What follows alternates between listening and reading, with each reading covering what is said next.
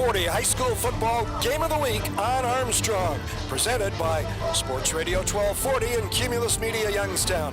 This telecast is also brought to you in part by Baird Brothers Fine Hardwoods, Farmers National Bank, Pizza Hut, and by this week's Mahoning Valley Football Conference sponsor, Greenwood Chevrolet. Hi everyone, I'm Jim Campbell with Len Gessler. We are at Springfield Local High School for the 2018 season opener between the Springfield Local Tigers and the South Range Raiders. Len, of course, the Raiders last year were undefeated until the state semifinals. They've lost quite a few key members from that ball club. What should folks watching, whenever you're watching this, look for from the Raiders in this one? Well, I think, Jimmy, first of all, even though they did lose a lot of power and a lot of guys that were just amazing, they have 26 returning lettermen, and they have a huge group of kids, so they have a lot to choose from. I think what you're going to find from the Raiders is they're going to want to diversify. They're going to want to throw the ball and run the ball. So I think that's going to be one thing that Springfield's going to have to look for. Isaac Allegretto, a good quarterback, has some experience, and I think you're going to see the ball in the air as well as them trying to control the line of scrimmage, because the O-line and the D-line seem to be the best part of what South Range has right now. Well, Springfield comes into the opener with, theoretically, some psychological momentum. They lost their opener last year to South Range, but finished by winning 7 of their last 8, including 5 in a row, and just barely missed the playoffs.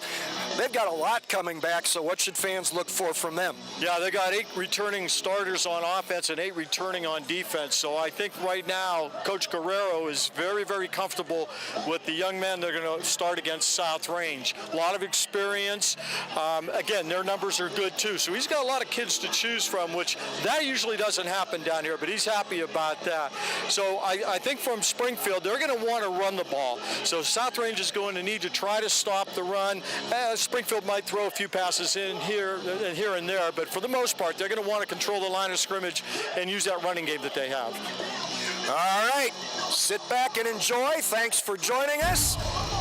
Starting lineups. Tonight's kickoff for the beginning of the 2018 season coming right up on the Sports Radio 1240 Game of the Week on Armstrong.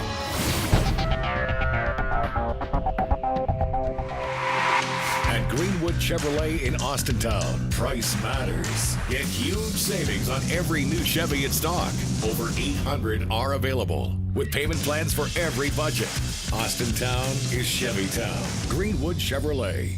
Are you moving at the speed of business? File transfers, multiple locations, video chat. Companies these days are using more data than ever, and it's got to be fast. With gigabit internet from Armstrong Business Solutions, you can keep up with a pack no matter what size your company is. We can provide your business a reliable connection to our advanced fiber optic network with speeds from 100 megs up to 10 gigs per second. Get your business in the fast lane. Armstrong Business Solutions. Your business is our business. Ready for football. Open season at Springfield Local. The Tigers hosting the South Range Raiders. And as promised a moment ago, here are tonight's starting lineups. South Range won the toss and elected to receive. Doesn't happen that often these days, but that's what the Raiders have decided to do. They'll open at quarterback with number 12, Isaac Allegretto, 6'1", 180, a junior, first-year starter, but has some experience as a backup.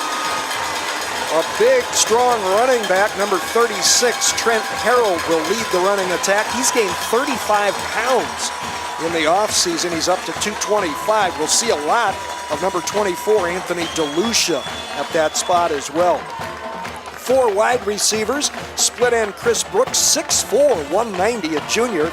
The slot back is sophomore Jacob Gehring, 6'2".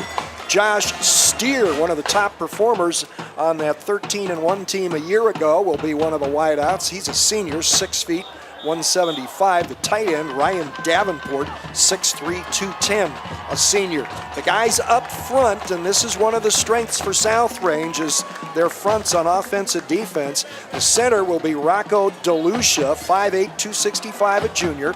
The guards will be Christian Moss, number 55, 5'9", 215, a senior. The right guard, number 50, Anthony Zapp, 5'10", 210, a junior.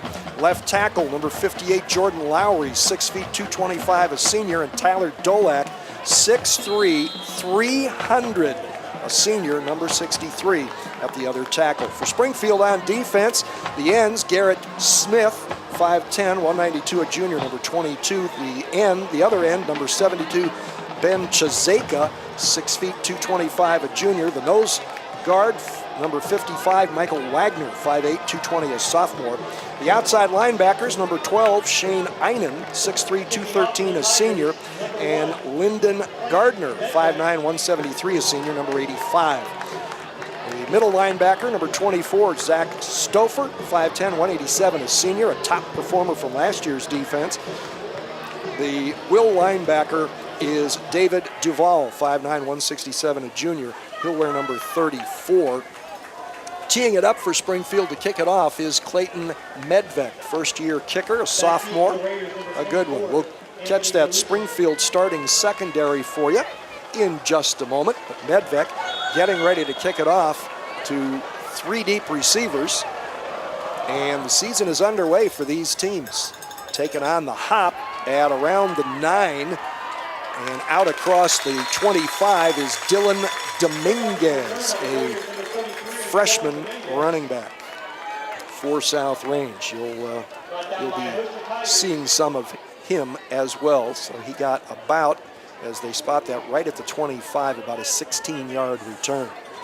Well, with the Springfield defense, Jimmy, they're going to try to stop this multiple offense, as we mentioned, from South Range. They're going to put it up through the passing lane and also running. So let's see what they come out and do. They're going to pass. The southpaw hit after the throw. It comes up short, and we're going to get a late flag. I think it's going to be against cornerback Garrett Walker, number 10, 5'9", 166-pound junior. Bumped the receiver off his route as the ball was in the air. So the season starts with a penalty.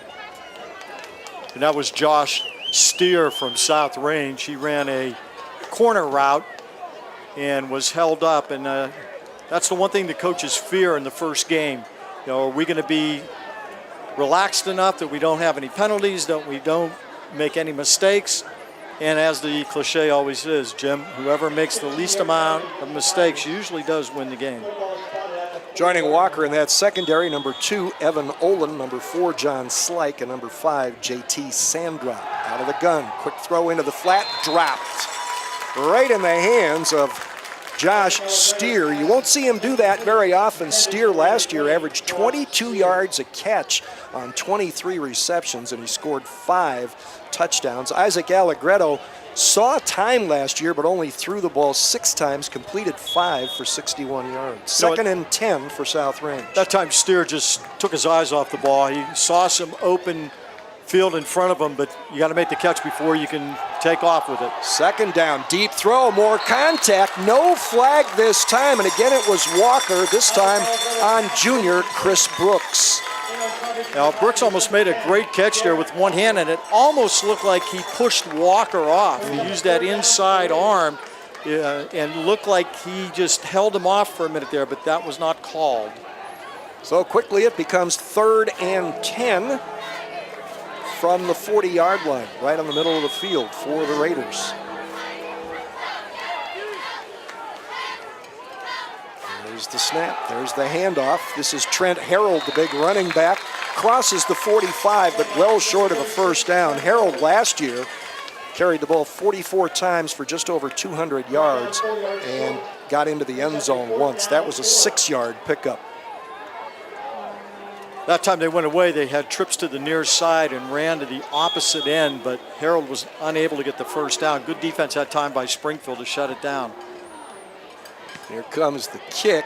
Floater, fair catch, called for and made at the 32-yard line for Springfield local. So let us check the lineups as these teams flip now, going the other way. For Springfield, the quarterback will be Brannon Brungard, son, yes, of former YSU quarterback Mark Brungard.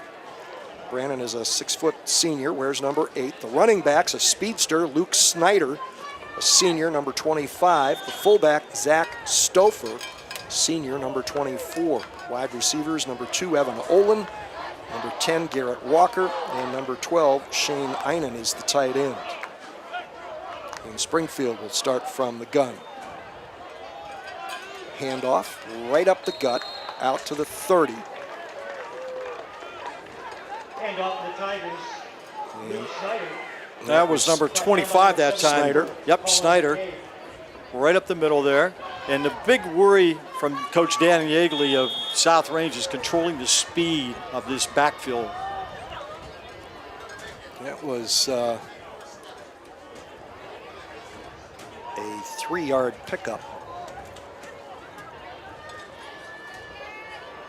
Second down and 7. Quick throw to the outside, stepping through a tackle and diving across the 40-yard line with a first down is Evan Olin. Caught 14 balls last year, averaged almost 13 yards a catch, and scored twice. That time Olin just ran a simple out pattern. Brungard was able to catch him quickly, got the ball to him, and a first down for the Tigers. 11-yard pickup to the 41. Tigers get set, and then Brungard checks the play from the sideline, coming from his dad, offensive coordinator Mark Brungard. On the handoff, ball pops free, and it is a South Range recovery at the 40-yard line.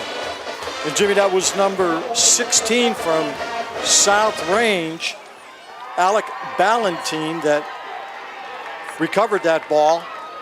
It looked like he had it for a moment there and then secured it. So the Raiders get the first turnover of the game, and they're in good field position right at the Springfield 40-yard line. So back the other way we go. Handoff on the slant play, and a nice play on defense on the carry by Harold, and coming up and making the hit for Springfield local. Looked like Justin Weingart. It was number 12, not number 17. That was Shane Einen. He had 20 tackles last season and limits that to a 2-yard pickup. And I'll tell you what, he met him square in the hole. Great form by Einen that time. Play action fake, ball overthrown, intended receiver on the near side for the Raiders was Chris Brooks. Second time he's been targeted. Now, so far, Allegretto has not completed a pass. He looks a little bit nervous back there. I'm not sure he's totally comfortable yet. Springfield's going to want to get a little bit more pressure on him, too. I think if he stands back there and is able to get some time, eventually he's going to complete it. 3rd and 8. Good elusive move by Allegretto, and he is going to come up, I think, just short of the first down as he dives toward the marker sideline and is going to be close to 2 yards short, it looks like, but it was a good scramble by Isaac Allegretto, who only gained 8 yards and 3 carries last year, and he got about 6 there, and it's going to be 4th down and a little less than 2. Yeah, that time Springfield lost contain on the near side. Allegretto was able to get to the sideline. So an interesting call here, 4th and 2, and they're going for it. Yep, Allegretto going to lob it over his lineman, got his receiver. That's the sophomore, Jacob Gehring, and he did the right thing. He ran the route beyond the marker. So all he had to do was catch the ball. The 6'2", 200-pound sophomore picked up 15 pounds in the offseason. He gains 3, first down at the 29. Nice throw that time by Allegretto. Gehring, just a little flat pass, made sure that he was past the first down marker when he made the catch, and Allegretto was able to hit him. First completion for Allegretto tonight. Quick throw right in the hands. Nice throw and catch. And again, it's Jacob Gehring. And that was a great short timing pattern. Yeah, Gehring basically just did a curl pattern. And on the tackle quickly for Springfield at that time was number 7, Mitchell Seymour. Had 41 tackles in his freshman season, 3 for loss. Only a 3-yard pickup, 2nd and 7. A little bit of a high snap. Handoff to Trent Harold, loses it, No contact, obviously. You saw it for yourself. Dives back to the 34 to save it, but it will make it 3rd and long for, they're going to put it on, the 34. Well, again, we talk about mistakes early, Jim. First game, and the Raiders that time committing a fumble. Harold had enough gumption to go back and grab it and just lay on it. Springfield, meanwhile, jumps offside. The guilty party there, Ben Chazeka, defensive end, junior. But he was drawn off. Penalty will go against South Range, and it will make it 3rd and longer. Second penalty of the game, first against the Raiders. 7:28 to go here in a scoreless first quarter in the 2018 season opener. Josh Steer trotting out wide left. He'll be inside Chris Brooks. And a receiver, Gehring, inside them. And on the run, Allegretto gets to the original stick and looks like he may have scrambled his way past the far stick to a first down, unless he stepped out of bounds earlier. You know what, it looks like he came up about a yard short, and that looked like a designed quarterback run. Allegretto went back, and it's going to get called back anyway because there's a flag down on the field, and you got a hold against South Range. Yeah, Allegretto went back and really, truly did not look for any receivers downfield. So, yeah, that was definitely a designed quarterback run. He would have picked up 19 of the 20 yards he needed, but now it's going to go back to almost the original line of scrimmage on that play. And I think it is going to now. It's at the 39. They have to get to the 19, so it is 3rd and 20 for the Raiders. Our first quarter, by the way, is being brought to you by Baird Brothers Fine Hardwoods. Fake to Harold, fingertip catch in the flat there. Nicely done by Josh Steer, but a great defensive play by Garrett Walker, the junior cornerback. A completed pass for a loss of 2, and South Range will be forced to punt. Excellent defense that time by the Springfield Tigers as they came up, and Steer had no place to go. The linebackers came out, covered him. Second punt of the game for Troy Pancake, and takes a perfect snap from Jacob Gehring, but gets a end over end kick popped up off his ankle, and he's going to wind up scooping up the football at the 41-yard line. About a 1-yard net punt. Timeout on the field. 6:25 to go. Scoreless first quarter on the Sports Radio 1240. High school football game of the week on Armstrong.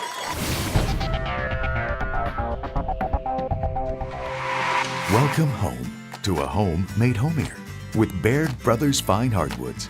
Inspiration starts at BairdBrothers.com and is turned into reality when high-quality hardwoods are delivered right to your home. Baird Brothers has the latest design trends, shiplap and skinny lap interior siding, antique oak rustic flooring, and, well, you'll find them all at BairdBrothers.com. Ordered easily, delivered conveniently, enjoyed comfortably. BairdBrothers.com. Welcome to K105, your hometown station with the most country music in the morning. That means more Lou, more Gehring, more Blake, and I'm just the guy with the girl everybody wants to know. More Kinney. Put me on the cover of the Rolling Stone, uptown, down home, American King. On a powerful, static-free signal you can hear everywhere. 105.1 FM, K105. A minus 1-yard punt for Troy Pancake on his first kick of his second kick of the night. My apologies. And South Springfield local dodges a bullet and rolling to the right and having his wheels cut out from under him. Garrett Walker, he gained just over 200 yards as a receiver last year. That's his first carry, however. Nice job that time by number 16 from South Range, the corner, Alec Ballantyne, as Walker was coming toward him, and Ballantyne just submarined him, cut his legs right out from under him, and he only got a 3-yard gain. At the 45, second down, 7.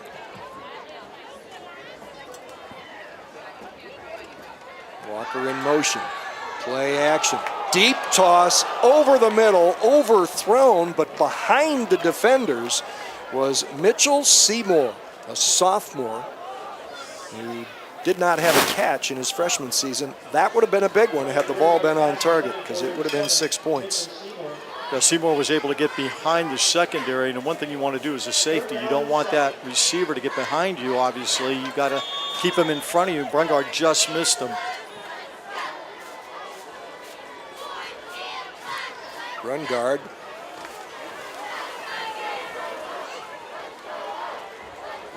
as a junior last year threw for almost 1,200 yards with 16 touchdowns and 5 interceptions. Completed a little over 56% of his passes. Little middle screen caught, but it's going to wind up being no gain. That was Seymour, but for a lot less yardage than it would have been on the previous throw, and it'll be 4th and 7. Yeah, great play that time by the defense of the Raiders, as there was a middle screen there, but the defensive line from South Range penetrated, and Seymour was unable to do anything with that ball. So good job by the defensive South Range there.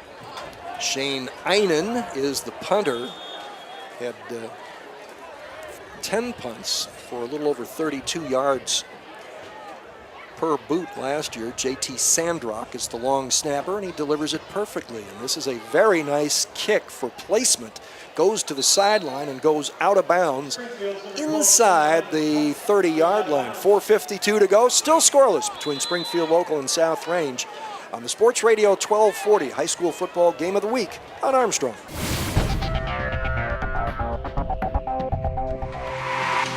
Friday is closer than you think. That's because Pizza Hut delivers the good times anytime. Whether you're craving classics like pepperoni or just looking to mix it up, it's never been easier to bring everyone to the table. And it's all delivered right to your door, because no one out-pizzas the Hut. So, where do you think you want to be in 30 years? I want a big house. And I want a wife. And I want my own business. And I'd like my kids to run the place someday. I want to retire knowing we did it right. We want... to know that it's been worth something. It's worth everything. Be intentional about your worth. Farmers National Bank Wealth Management 360. The only thing better than pizza is free Pizza Hut pizza. And only Hut Rewards lets you earn free pizza faster than ever by giving you points on every dollar you spend online. You can earn a free pizza in as little as one order. Sign up today at pizzahut.com. No one out-pizzas the Hut. Ready to go after a 30-yard punt with no return. South Range from its own 25-yard line. Raiders have been a little mistake-prone early. Trent Harold going to get the football, builds up a head of steam, plows into a defender, and crashes out just beyond the 30-yard line. About a 6-yard pickup for the big guy. Now weighs 225 pounds, was listed at 190 last season. Mitchell Seymour, I got to give him credit, the cornerback out there. He weighs 162 pounds, and he took on Harold. Boy, I mean, Harold gave him the blow, but Seymour brought him down. If you can get your pads lower, that doesn't hurt as much. Big hole up the middle, and Harold lumbering downfield, and is going to be dragged down from behind near the Springfield Local 30-yard line. And again, it was Mitchell Seymour who this time had to climb on from the backside. Well, that opened up right in the middle. Great blocking that time by the front line of the Raiders, as Seymour showed a little bit of speed, too, for a big guy. Harold did. Yeah. I'm sorry, Harold, yes. And he picked up there. That's a 39 yards. 39-yard gallop to the 30-yard line. Allegretta with the snap and a play action to Harold. Throws it in and out of the hands of Jacob Gehring, who was well covered underneath. Ball was thrown well down where the defender couldn't get at it. Again, our first quarter tonight being presented by Baird Brothers Fine Hardwoods. Now, Gehring's got to make that play, Jim. He cannot afford not to do that. Again, South Range with a little bit of mistake-prone play early. Harold this time with a strong power run up the middle. That'll be nosed across the 25, so let's call it 3rd and 5 from there.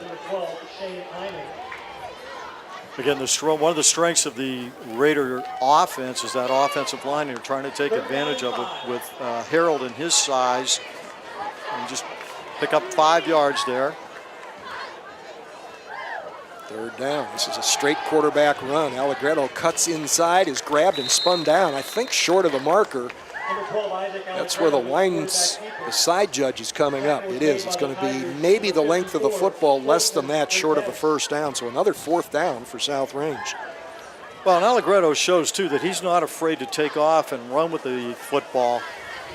He's done a pretty good job back there picking out receivers, although he is 3 for 6. That's 50%. But, again, he's not afraid to take off either. And he's had a couple of drops in the early going as well. Steer, Gearing. Harold snuck under the line that time. That was actually clogged up in where the play was supposed to go, but you saw him duck under and slide to his left for a first down at the 19. Nice job that time as Harold keeps his head up, saw a little bit of a gap to his left, as you said, Jimmy, and was able to crawl basically for the first down. It didn't mean much, but he got it. First and 10 Harold, from the Tiger 19. pretty much on his own there in the backfield with his quarterback, Allegretto. Harold takes the fake, and Allegretto dives forward back to the line of scrimmage. You mentioned the power running game of South Range, Leonard. It's power against speed in a big way tonight because South Range does have the size advantage up front, but the thing that Springfield is pinning its defense on is its speed and its ability to get to the football. Coach Guerrero said a lot of the times in their scrimmages and practices, you see 10 or 11 guys in the frame getting to the football. Right. 2nd and 10. Deep drop and plenty of time. Throw underneath. Nice reaching grab. That's Ryan Davenport, the tight end, who caught 4 balls last year, and he has his first this season. That time Davenport just running a little square in pattern. He sent a couple of receivers deep, and he also had in the flat there, if he wanted to, he could have actually gone to Harold. But good play that time by Davenport, and it makes it 3rd and short. Picked up about 6. Quick throw to the outside over the defender and diving down to about the 2-yard line is Chris Brooks, 6'4", and Allegretto put that in the perfect spot over the fingertips of the defender, and it'll be 1st and goal for South Range. Yeah, fantastic throw that time by Allegretto, and that's when you have a 6'4" receiver on a 5'10" defensive back. Walker did what he could, but just wasn't tall enough to bat that away that time. 1st and goal at the 1. You think Trent Harold might get the football? I would think so. Nope. Fake it to him, and Allegretto dives across the goal line. Now they're going to say his knee was down before the ball broke the plane. Wow. So it'll be 2nd and goal.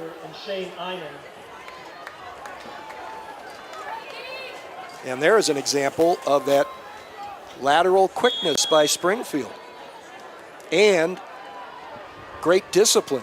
Because most guys would just be sucked in on Harold, who gets the ball here as whistles. And is it? Yep, it's another South Range mistake. So they go from 1st and goal at the 1 to 2nd and goal within the shadow of the goal line, and then have a penalty that takes them back outside the 5. So it'll be 2nd and goal from there. And again, the mistakes that are being made, this is game number 1. You know, not sure how the preseasons went as far as that goes. You try to get that out of your system, but South Range making some mistakes right now, kind of preventing them from getting on the board. Coach Yeagley told me he thought they definitely got better in their 2nd scrimmage. Allegretto, late handoff to Harold, and Harold is upended for a short loss. And again, there's that Springfield lateral movement. This could be an outstanding goal line stand with a little help by a South Range mistake. Well, and I'll tell you what, great tackle that time by J.T. Sandrock, the safety. He came up, he saw a hole and shot through the gap and was able again to take Harold down. You got to get Harold down by cutting his legs out because he's just so big up top, and that's exactly what Sandrock did. Good tackle that time. That was the final play of the first quarter, which was brought to you in part by Baird Brothers. At the end of one in the season opener between Springfield Local and South Range, no score on the Sports Radio 1240 High School Football Game of the Week on Armstrong.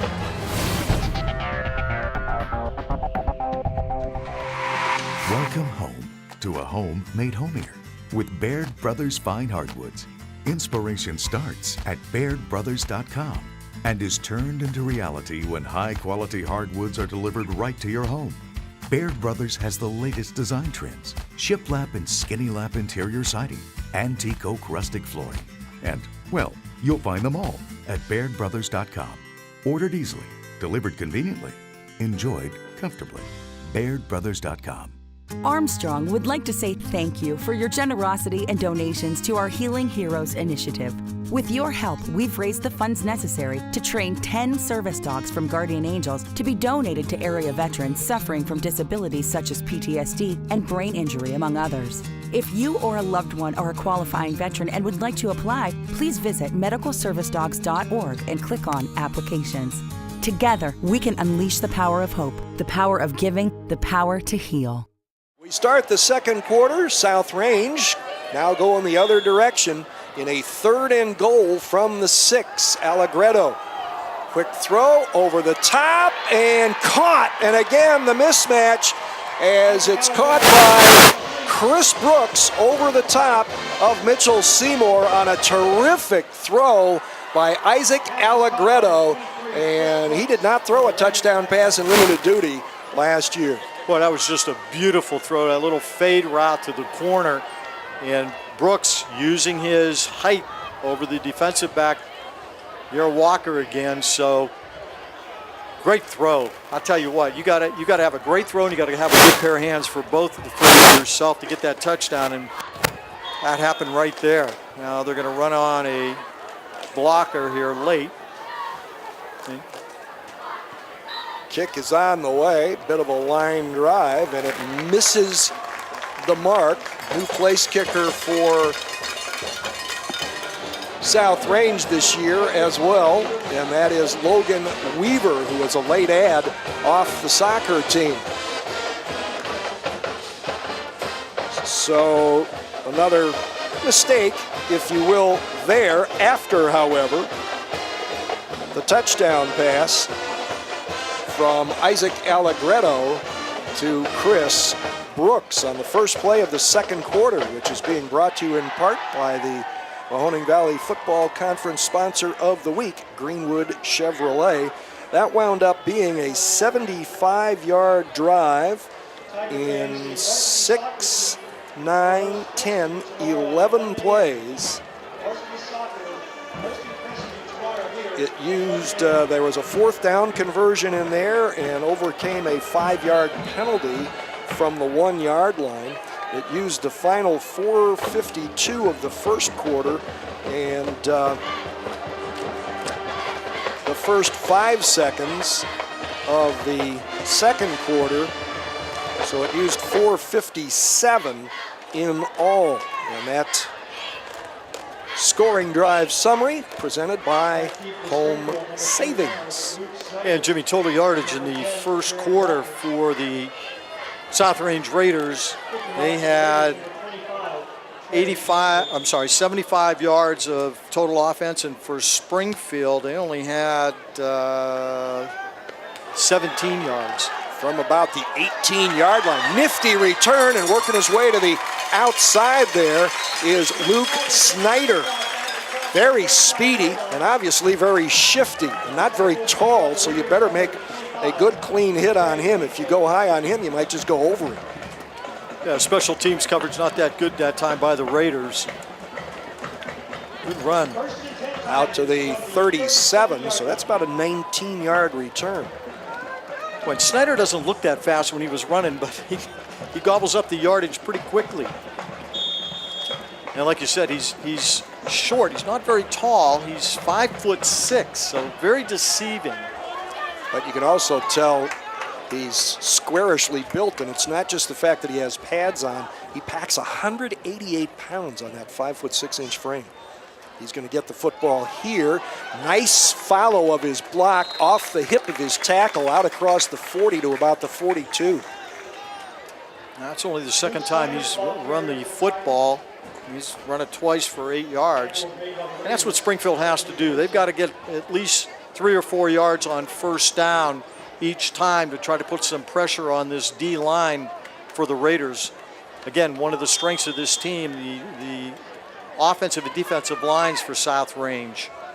By the way, Brandon Brungard, the senior quarterback, is taking the snap from sophomore center Brady Brungard. He has to be the biggest member of the family at 295 pounds. Brandon Brungard on the scramble this time, out short of midfield to about the 48 and a first down. Yeah, good job that time by Brungard. As he looked downfield, couldn't find any receivers. The South Range defense did a great job that time of coverage, and he was able to pick up the first down. And I'm sure Daddy probably told him a few times, hey, if you don't have anybody open, just take off, just like his father used to do. You know, you never really thought of Mark Brungard as a running quarterback, but I can still see in my mind's eye that long touchdown run that he broke right up the middle against Boise State in a national championship game at Marshall. Another terrific run here by Snyder, weaving his way through traffic across midfield and down to the Springfield local 44-yard line. Yeah, good job that time by Snyder, and he bounced off 2 tackles. Actually, South Range had him in the backfield, but he was able to escape 2 tackles and picked up good yardage on first down. Opens the playbook wide open because it's now 2nd and 2. Moving over from tight left to tight right is Shane Einen, a 213-pound senior. Right now, Brungard 1 for 3, Jim, in the passing. And may have a delay of game here. They took a long time, took a timeout to avoid getting a delay of game call. So there is a timeout on the field with 9:52 to go in the first half. The score, South Range 6, Springfield local nothing. This is the Sports Radio 1240 High School Football Game of the Week on Armstrong.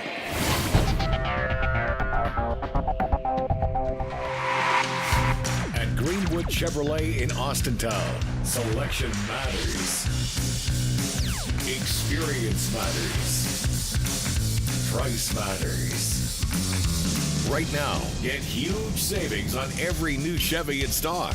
Over 800 are available with payment plans for every budget. Where you buy your Chevrolet matters. Austintown is Chevytown. Greenwood Chevrolet. So, where do you think you want to be in 30 years? I want a big house. And I want a wife. And I want my own business. And I'd like my kids to run the place someday. I want to retire knowing we did it right. We want to know that it's been worth something. It's worth everything. Be intentional about your worth. Farmers National Bank Wealth Management 360.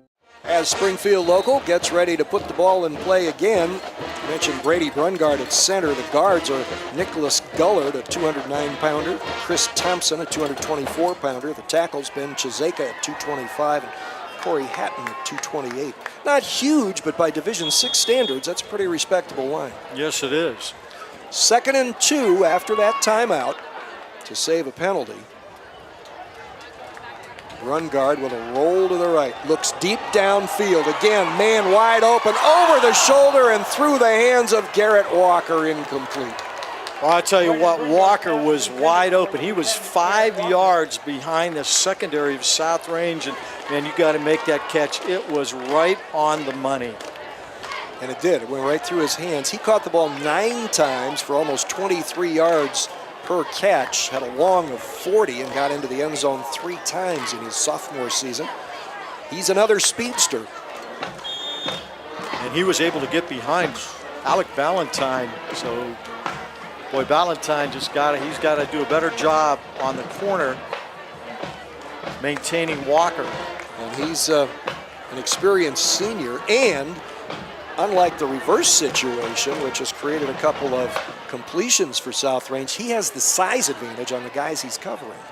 Yeah, he's 6'3". From under center, this is Snyder, and the South Range defense is going to stop him for no gain, maybe a short loss. And so they go from 2nd and 2 to 4th and 3. Boy, Anthony DeLucia did a great job that time coming in from his linebacker position, and he just absolutely stymied that. Snyder had nowhere to go. Well, Brungard, I don't know if he can quick kick or not, but you never know what you might see here. Well, they might try to draw him offside too. Possible. It's 4th and 3.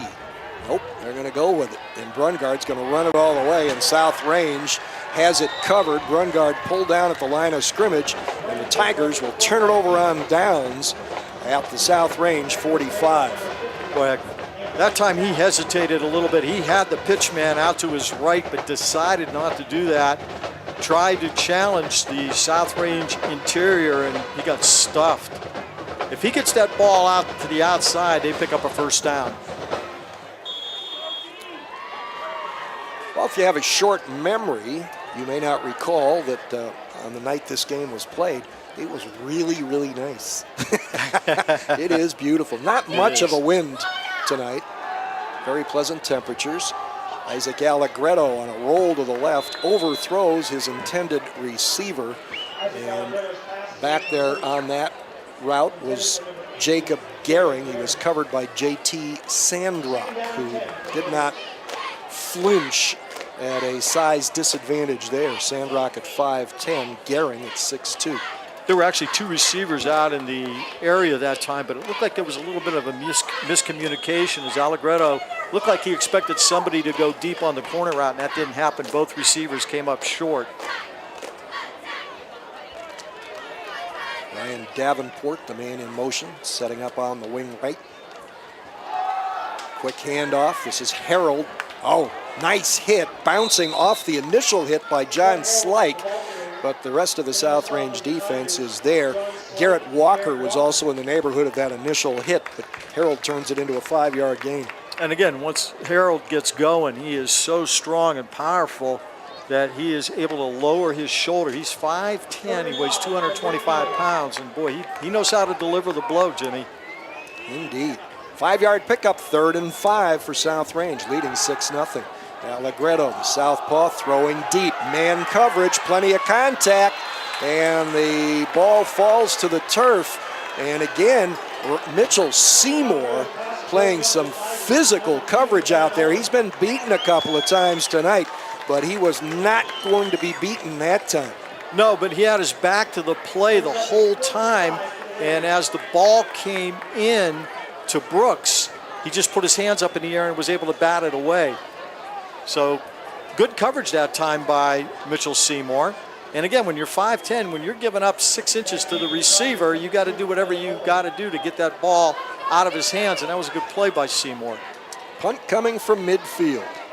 It is away. Again, an end-over-end kick. Fair catch called for and made at about the 23-yard line by Evan Olin, and the Springfield local will get the ball back. So that was only a 27-yard punt that time.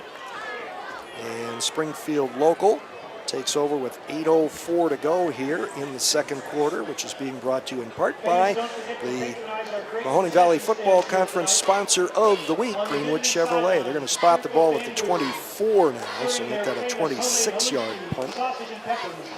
Well, that was better than his second one. It went minus one. But it was end over end again, so right. Contact is an issue. Although that's a difficult ball to catch, actually, when it's end over end. So it's true. Yeah. And it'll take some, it's more like catching a kickoff. Right. And obviously, if you let it hit, now you got some real problems. A little bit of a potential mix-up on the handoff, and trying to run right there is Brandon Brungard, and he is pulled down for a 1-yard gain. Well, I'll tell you what, that was a good tackle that time by number 16 of South Range, Alec Ballantyne. He just brought Brungard right to the ground. Didn't allow Brungard to try to put any moves on him. Kept his ratio with him and was able to make the play. Good job that time by Ballantyne. Didn't allow him to get outside, because I think once Brungard gets outside, turns the corner, he's going to be dangerous. Slot left, split right, and there's the receiver in motion. Ball is faked to him. Nope. Wound up in the hands of Zach Stouffer, the fullback, out to the 30. So a gain of 5. It'll bring up 3rd and 4. That was an interesting example of what we've in past seasons called trickeration. Trickeration, exactly.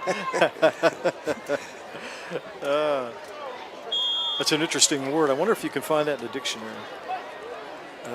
It's in the DiMartino dictionary of descriptionary phrases. There you go. Football-wise. Yes. So on a 3rd and 4, Mitchell Seymour in motion. Brungard will roll his way and have nobody open and nowhere to go. Good defense by South Range, keeping receivers covered and closing escape routes for Brandon Brungard, who goes down for a loss of 2, and it will bring up 4th down. And he did a great job on the interior that time. He had no receivers open. Give credit to the secondary, because he had no place to throw it. And he's not getting much time back there, Jim. That offensive or defensive line from South Range was on him immediately. So Springfield's going to have to do a better job offensively protecting Brungard once he goes back into the passing pocket. Shane Einen to punt. Good snap. And a nice kick. Snyder at the 20, make that the 34, making the catch. Check that, that's Troy Pancake making the catch at the 34-yard line with a little over 5.5 to play here in the first half. As I mentioned to Coach Yeagley when we were going over his 2 deep and all that, I said, Pancake, don't you wish he was a lineman? But he's not. And that punt was 38 yards by Einen. So he puts the ball back in South Range territory. You know, no wind at all, too, Jim. There's no advantage with the wind. That flag is completely limp to our left. And we got movement from South Range that time. Another mistake. Yeah, that's 4 penalties for 20 yards for the Raiders, and I know Dan Yeagley's not gonna like that. Yeah, before the game, just before the game, the wind actually was blowing mostly left to right, but also quartering a little bit away from us. So yeah, it has totally died down. So it's 1st and 15. Trent Harold kind of tippy-toes his way around a couple of penetrating tacklers and then powers his way out to the 33. Pick up a 4, bring up 2nd and 11. Harold now 10 carries, 54 yards, so he's done the bulk of the carrying. As a matter of fact, the only other Raider to carry the ball has been Allegretto, and he has carried it 4 times for 10 yards. Takes the snap, rifles it, a wounded duck over the middle. We're going to get a late flag. Gehring was the intended receiver.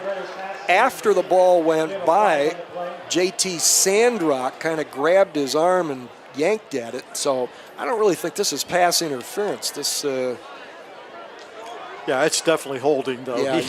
He definitely, that was an easy call. I mean, we could have made that call from up here, Jimmy. He actually had the left arm of the receiver completely tied up.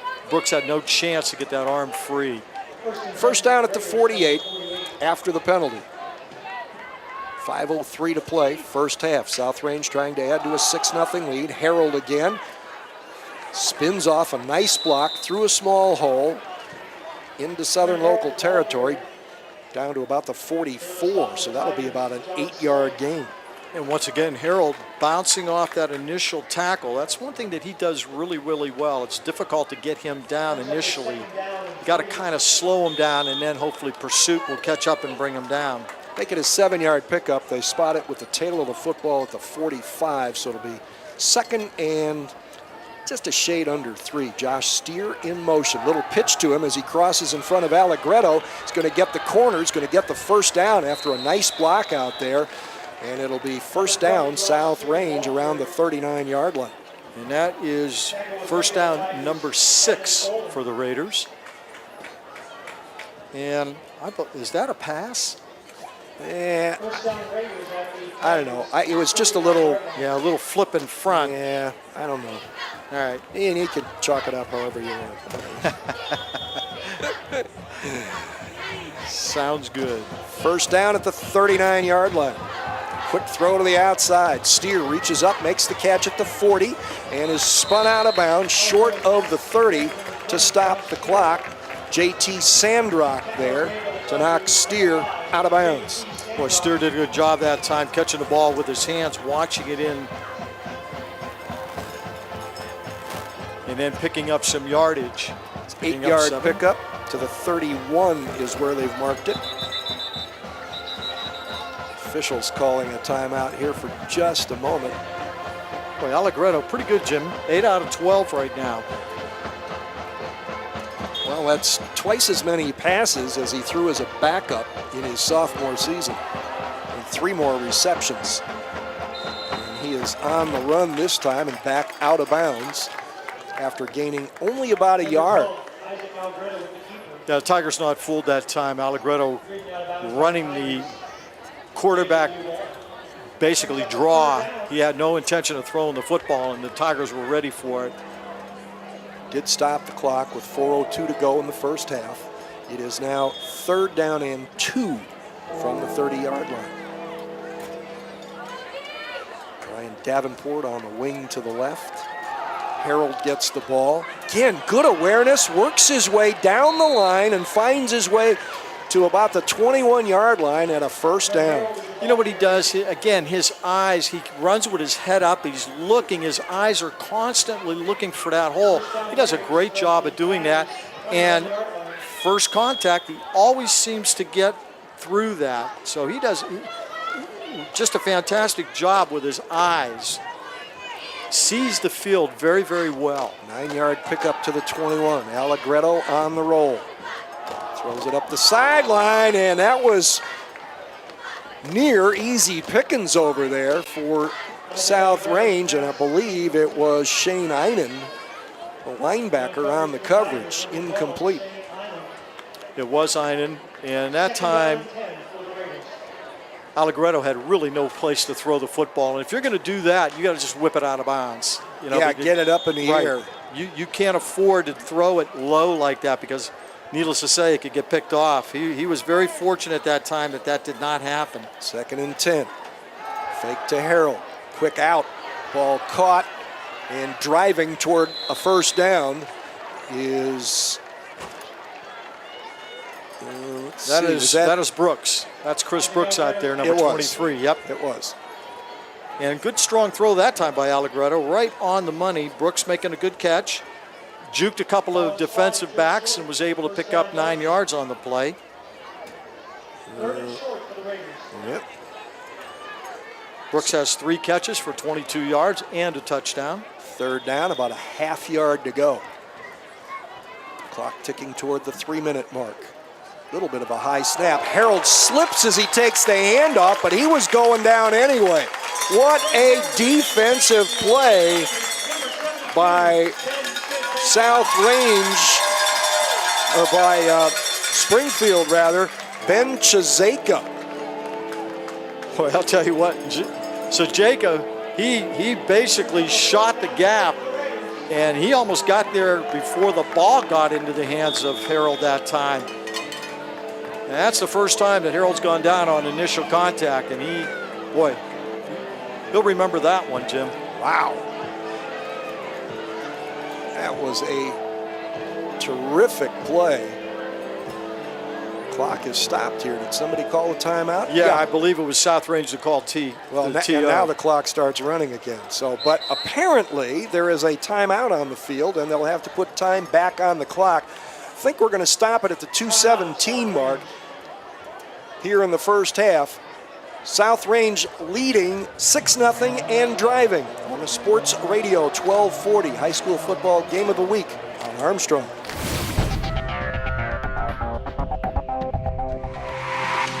Friday is closer than you think. That's because Pizza Hut delivers the good times anytime. Whether you're craving classics like pepperoni or just looking to mix it up, it's never been easier to bring everyone to the table. And it's all delivered right to your door because no one out-pizzas the Hut. Welcome to K105, your hometown station with the most country music in the morning. That means more Lou. I can't move when you move. More caring. More Blake. And I'm just the guy with the girl everybody wants to know. More Kenny. Put me on the cover of the Rolling Stone, uptown, down home, American Kid. On a powerful, static-free signal you can hear everywhere. 105.1 FM, K105. The only thing better than pizza is free Pizza Hut pizza. And only Hut Rewards lets you earn free pizza faster than ever by giving you points on every dollar you spend online. You can earn a free pizza in as little as one order. Sign up today at pizzahut.com. No one out-pizzas the Hut. Now South Range in another 4th down situation in the red zone. It is 4th and 4 after that terrific play by Ben Chazeka. On 3rd down, ball at the 15-yard line. South Range leading 6-0 with 2:08 to go in the first half. Allegretto rolls and throws. Is that caught? No, yes. Intercepted. No, it was actually batted down, Jimmy. Okay. Yeah, the defensive back, I think that was number 4 from Springfield. John Slike batted it down. Boy, great play that time by Slike. And again, it was very similar to that low throw that Isaac Allegretto made earlier that was nearly intercepted. So the Southern local, or the Springfield local rather, defense puts on a great stand, helps the Tigers dodge a potential bullet, and gives the offense 2 minutes and 5 seconds to work with, trailing 6-0. And again, South Range in this ball game. Lots of credit to the Springfield local defense. We knew they were going to be good. Their speed is really good. Their ability to find the football is excellent. South Range has also shot itself in the foot a couple of times. They have. Long count. Quick throw, tipped and incomplete. I think getting in to get a hand on the ball might have been Alec Ballantyne. That was actually Michael Patrone that got in there, yeah. And he deflected it. Boy, that was a good play, too, because the receiver was open in the flat. The Brungard couldn't get it to him.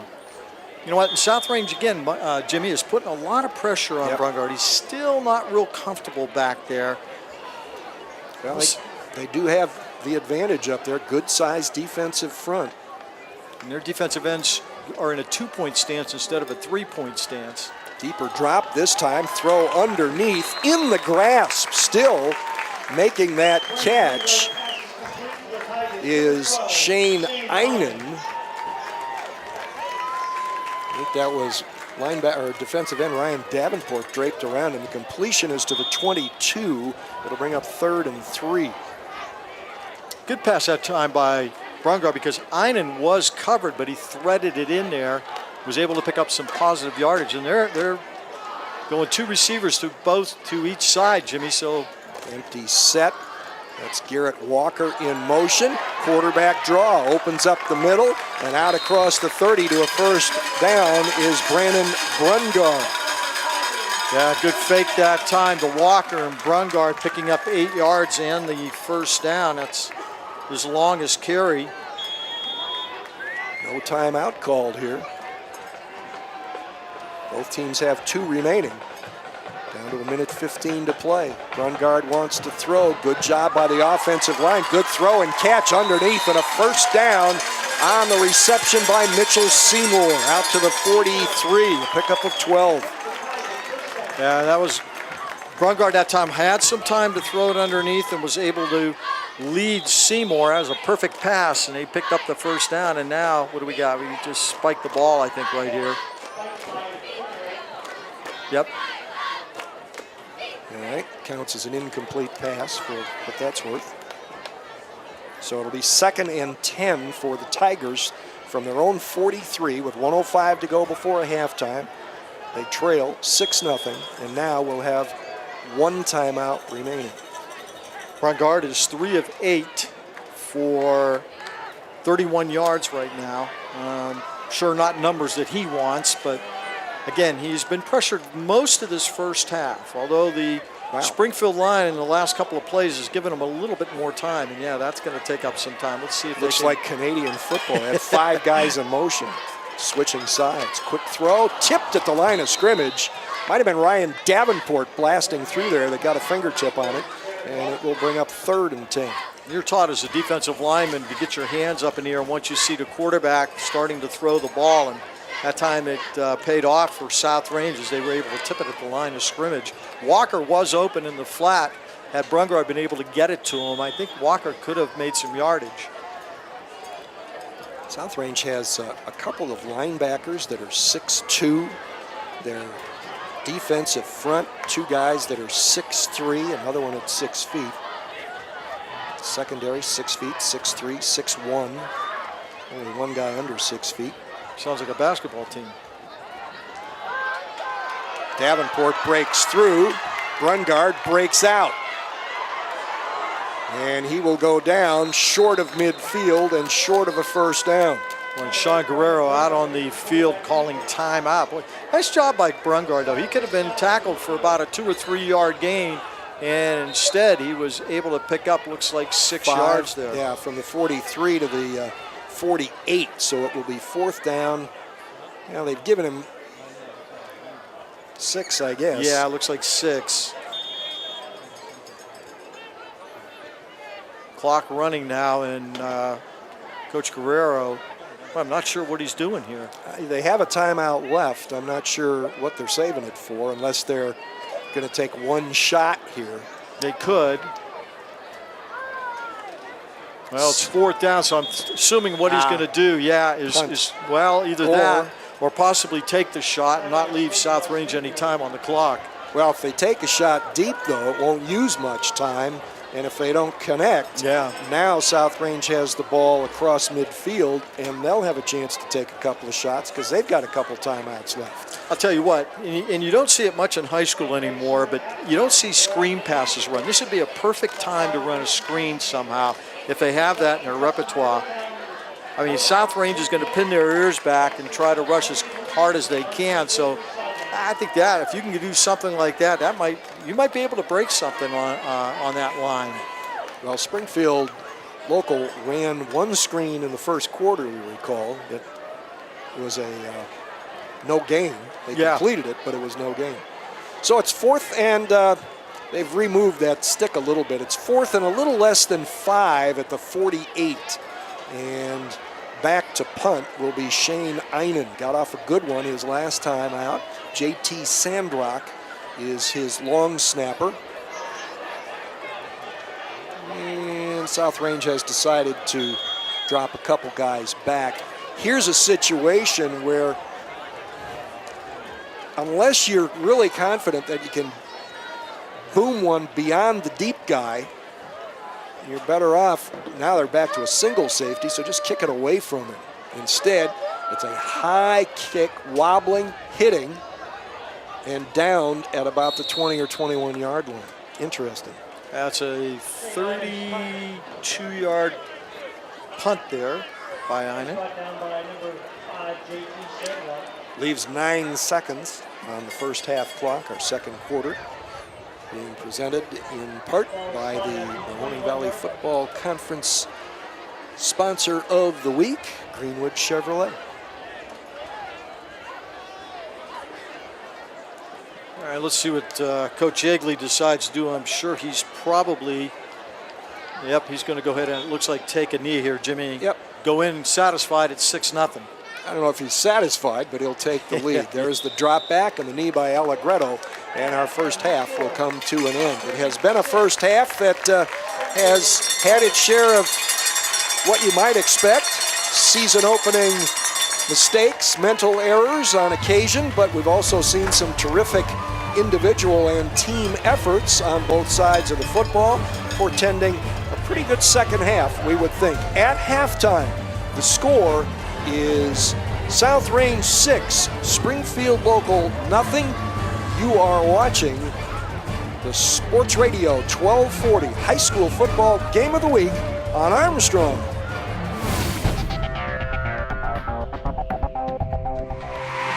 Are you moving at the speed of business? File transfers, multiple locations, video chat. Companies these days are using more data than ever, and it's got to be fast. With gigabit internet from Armstrong Business Solutions, you can keep up with the pack no matter what size your company is. We can provide your business a reliable connection to our advanced fiber optic network with speeds from 100 megs up to 10 gigs per second. Get your business in the fast lane. Armstrong Business Solutions. Your business is our business.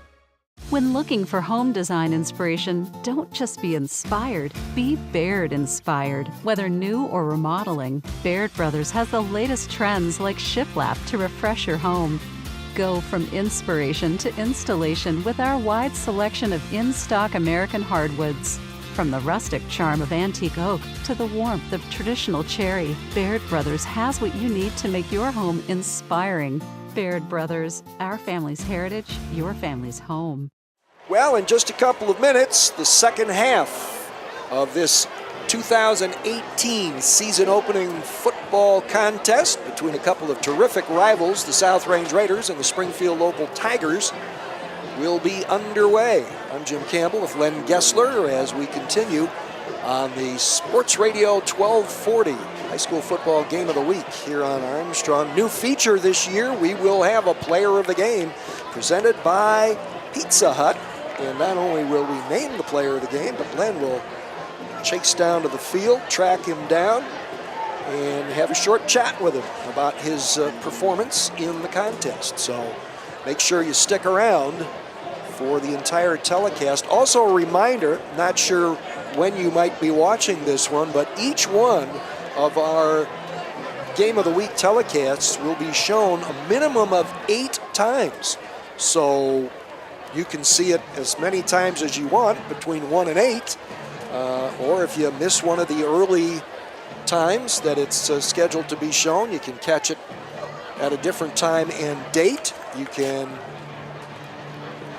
catch those scheduled playing times and dates on the Sports Radio 1240 website. And of course, Armstrong will be providing that information as well.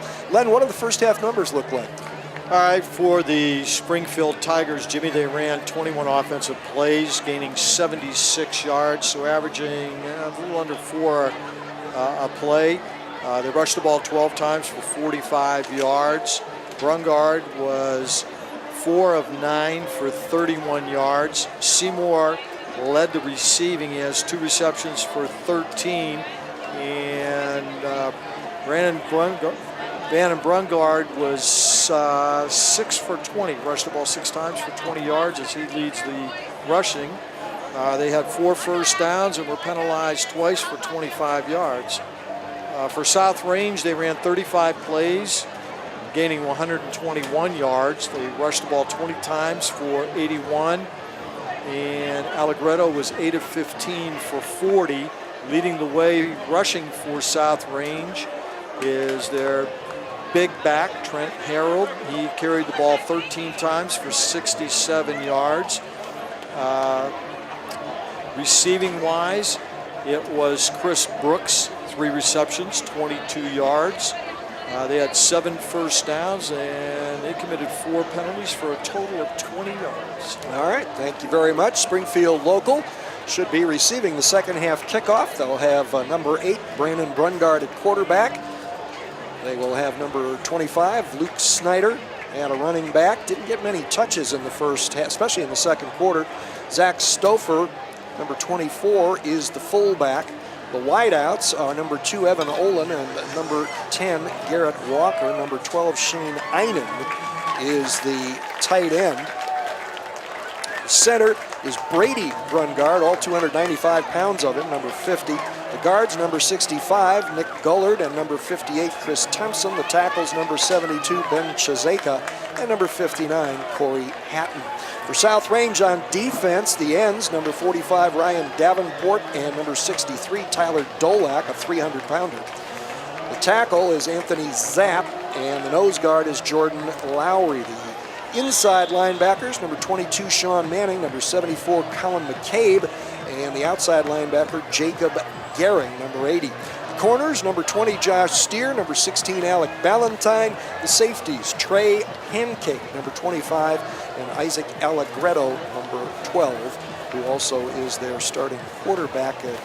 Old buddy Dick Hartzell, who was a big quarterback proponent. No matter what else he had, he always had a good quarterback. He said, under no circumstances am I going to put my quarterback on defense or on special teams. Probably a smart play, because if you lose your field general, you're in serious trouble, unless you got 2 or 3 quarterbacks that you could rely on, and usually that doesn't happen. All right, here we go. Back to receive for Springfield local, Garrett Walker. He's number 10, and Luke Snyder, number 25, and they can both motor. Trey Pancake is the kickoff guy. Sophomore, new job for him this year. And we're underway in the third quarter. Very short kick, designed as a kind of a semi-onside, and a good decision at the 36-yard line just to fall on that thing rather than let it bound around. And falling on the football for Springfield local was Clayton Nesbitt.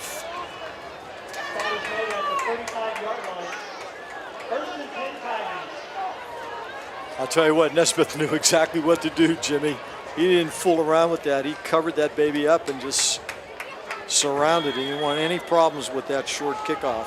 Actually, that was pretty well executed. Got it over the front line in a little seam, but Nesbitt was quick to get there and make a good decision. From the 35-yard line, first offensive play of the second half.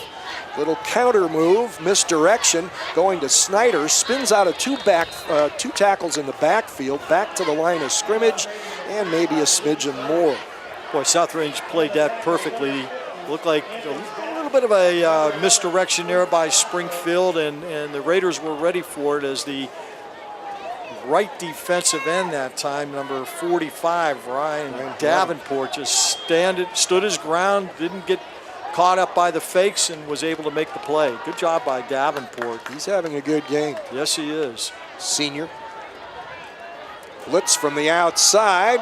Throw goes that way, and slipping out of a tackle and heading up the far sideline to a first down is Mitchell Seymour.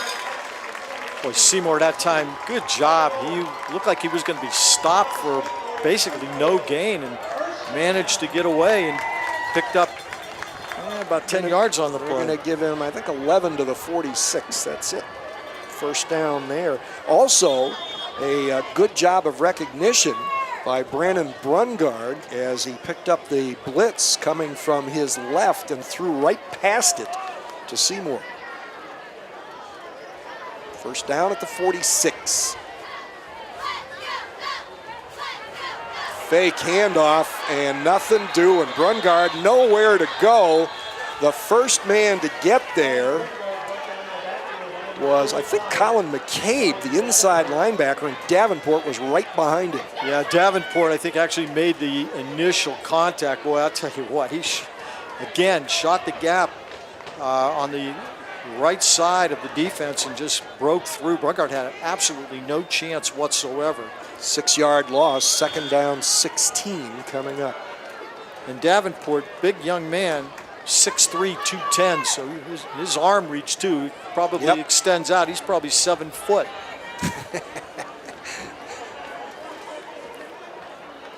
Brungard sets Garrett Walker in motion.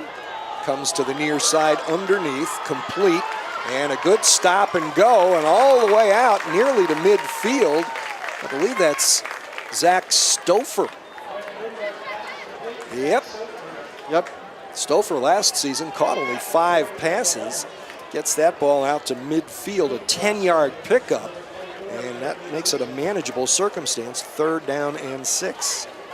I'll tell you what, they did a nice job that time. They sent the outside receivers deep, and Stouffer just ran out in the flat. He was wide open as the corners from South Range backed up enough that Stouffer was wide open. Brungard made a good play, and now it's manageable, Jimmy. 3rd down and 6.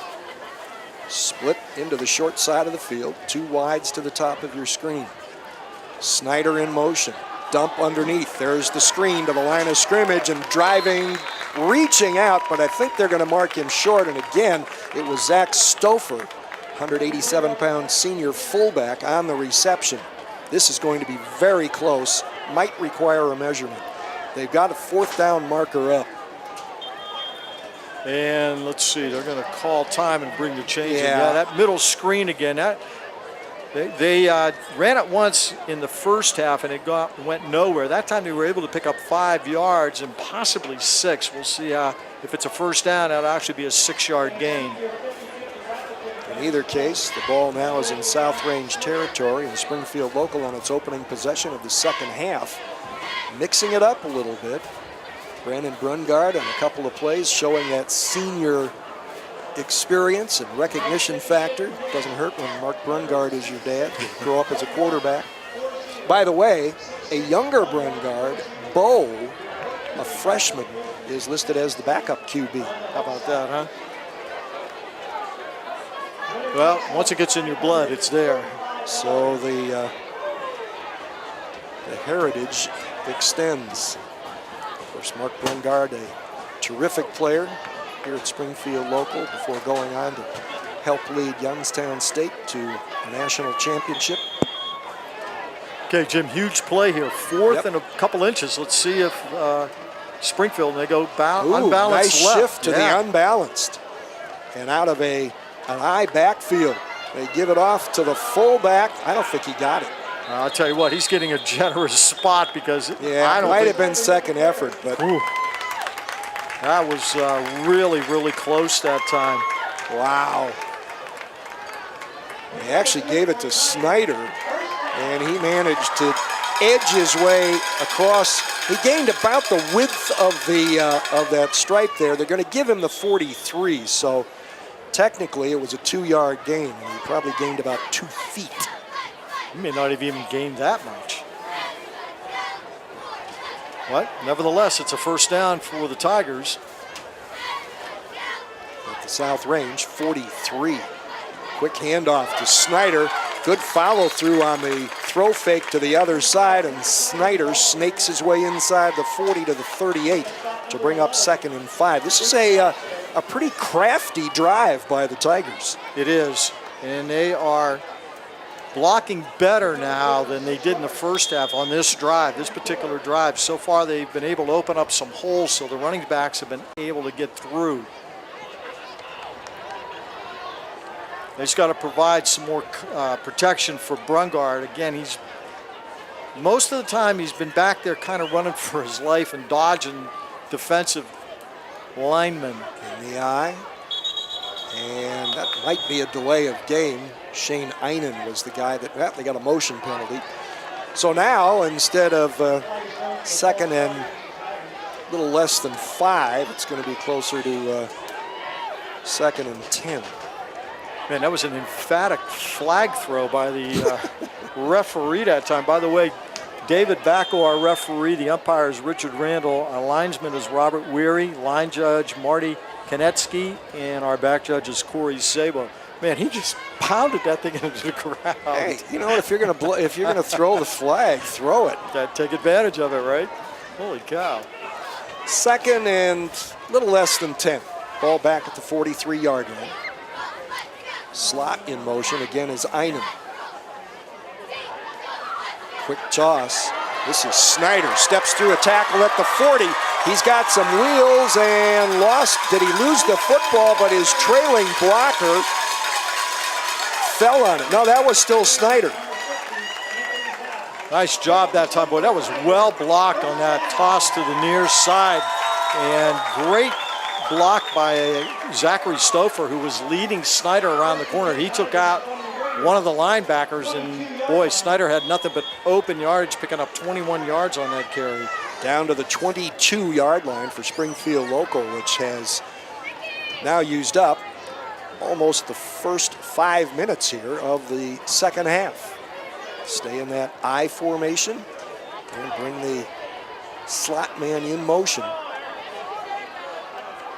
Pump fake, deep throw. Pump fake, they bid on it. It looks like it's complete, and it is a touchdown for Springfield local. Jim, I think that's the first time that they did that. A little pump fake, and boy, right on cue, Brungard to Walker. Garrett Walker making the catch in the corner of the end zone as the corner from South Range just bit on that initial attempt on the throw. Boy, beautiful throw that time, and a great play by Springfield. Wow, couldn't have delivered the ball any better. Clayton Medvick on to attempt the extra point.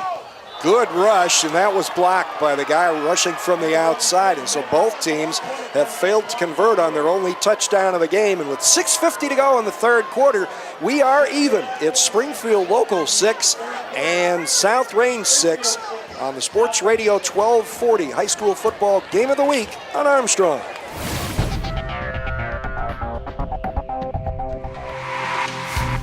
Greenwood Chevrolet in Austintown. Selection matters. Experience matters. Price matters. Right now, get huge savings on every new Chevy in stock. Over 800 are available with payment plans for every budget. Where you buy your Chevrolet matters. Austintown is Chevytown. Greenwood Chevrolet. So, where do you think you want to be in 30 years? I want a big house. And I want a wife. And I want my own business. And I'd like my kids to run the place someday. I want to retire knowing we did it right. We want... to know that it's been worth something. It's worth everything.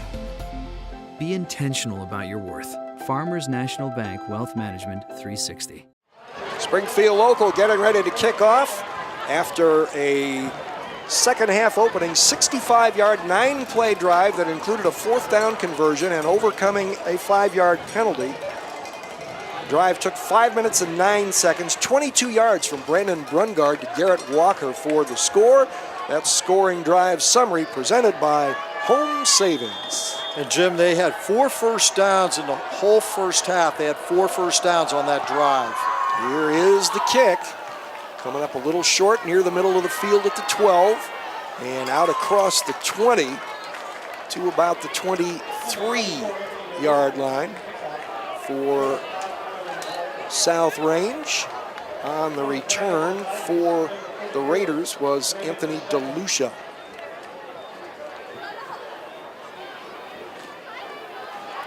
So that was a return of about 16 yards. They're going to mark it at the 28. Yeah, but they're going to get it pushed back because there was a penalty thrown toward the end of the play. So that'll back up the Raiders, who there looks like about the 17-yard line.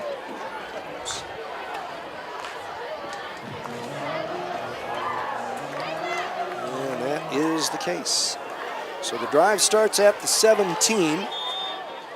A little over 5 minutes into the second half, and the game now tied at 6. A little bit of a high snap to Allegretto, and a quick handoff out close to the 20. Ball came loose late, but it was long dead.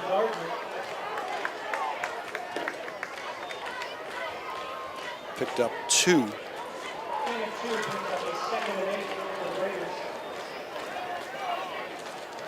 It'll be 2nd and 8. South Range on offense. Isaac Allegretto at quarterback. Trent Harold, the primary running back, number 36. Big guy at 225. He gets it here, and he's twisted down in the backfield by that swarming South Range defense. Wow, outstanding play that time. I believe that was number 34, if I got that correct. That is David Duvall. Man, great play by Duvall. 5'9" junior, outweighed by almost 60 pounds. Yeah, and he came and he dropped Harold for a 3-yard loss. Man, excellent. Call it 4 from the 19 to the 15, okay. so it will be 3rd down and 12. Deep drop, throw over the middle, and nearly a great catch, negated by even better defense out across the middle. Well, I'll tell you what, yeah, you got to give Walker a lot of credit. Again, he is going up against a receiver that's 6'3". He's 5'10". He made an outstanding play that time, denying the ball from Chris Brooks. And Brooks, Jimmy, had inside coverage, or inside, position, and man, Walker just did a great job. Outstanding. All right, this punt is a very high short end over end, and it's going to be fair caught at about the 38-yard line. So that's going to be about a 23-yard punt. And South Range gets a field position gift here unless there was a flag. We've got a roughing the kicker against South Range. Forget about that. Springfield local will keep the football and get a 1st down. Yeah, it was running into the kicker, which is a 5-yard penalty. Well, that wouldn't be enough for a 1st down. I thought he gave a roughing. Let's see, then it should be a 1st down for South Range, and they did, yeah. So Springfield coming up with a 15-yard penalty there, and that's puts the ball at the 30. Yep, 4th penalty against Springfield for 45 yards, and that's South Range's initial 1st down here in the 2nd half. Wow. Good fake, good throw, plenty of contact, and this time the battle is won by Chris Brooks. A great catch. Garrett Walker turning to the sidelines with his palms in the air like, what the? You know, I can't do any more than that. And he couldn't. There's nothing else that he could do. That was just a fantastic throw and catch by the Raiders. And boy, give Brooks credit because Walker's just like hanging on him. But man, Brooks' concentration that time outstanding. Handoff, fake to Harold. Allegretto's going to keep it and live to regret it. Lost about a yard. Yeah, he didn't fool anybody on that when the Springfield defense was looking for that. Allegretto trying to keep him a little bit honest, trying to maybe open up the middle a little bit for Harold, so he came wide and got stuffed.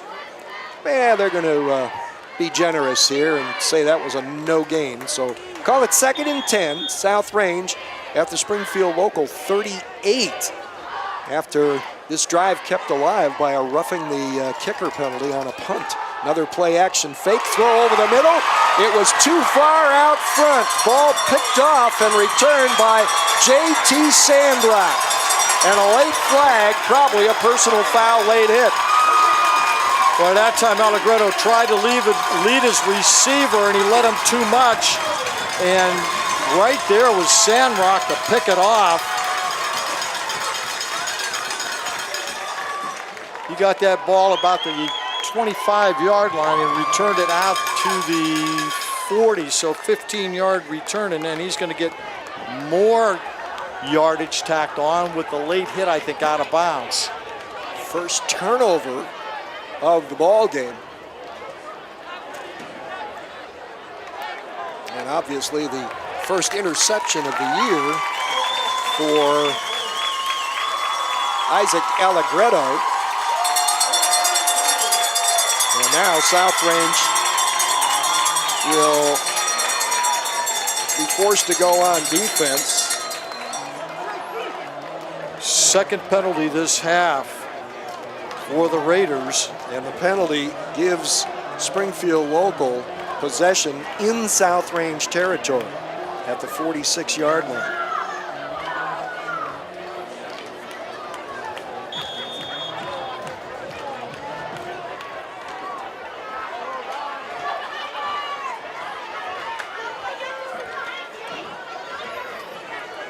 All right, let's see if the Tigers could capitalize on this mistake by the Raiders. Wow, more great penetration by the South Range defense. Noseman Jordan Lowry was there to meet the ball carrier. And that was Stouffer, and he was, or excuse me, Stouffer, and he was, like you said, greeted rather inauspiciously that time. 3-yard loss back to the 49, second down 13. You know, both of these teams were used to making the scoreboard blink a lot. They both averaged well over 30 points a game last year, and they've combined for 12 here in this game through almost 3 full quarters. Just over 4 minutes to go here in the third. On the roll. There's the toss. Ooh, almost a horse collar tackle. It's enough to slow up running back Luke Snyder, and he ultimately goes down. And we are going to have an officials timeout here. We have a player down, a South Range player down. Clock stop, timeout on the field. 3:51 to go, third quarter. South Range 6, Springfield Local 6 on the Sports Radio 1240 High School Football Game of the Week on Armstrong.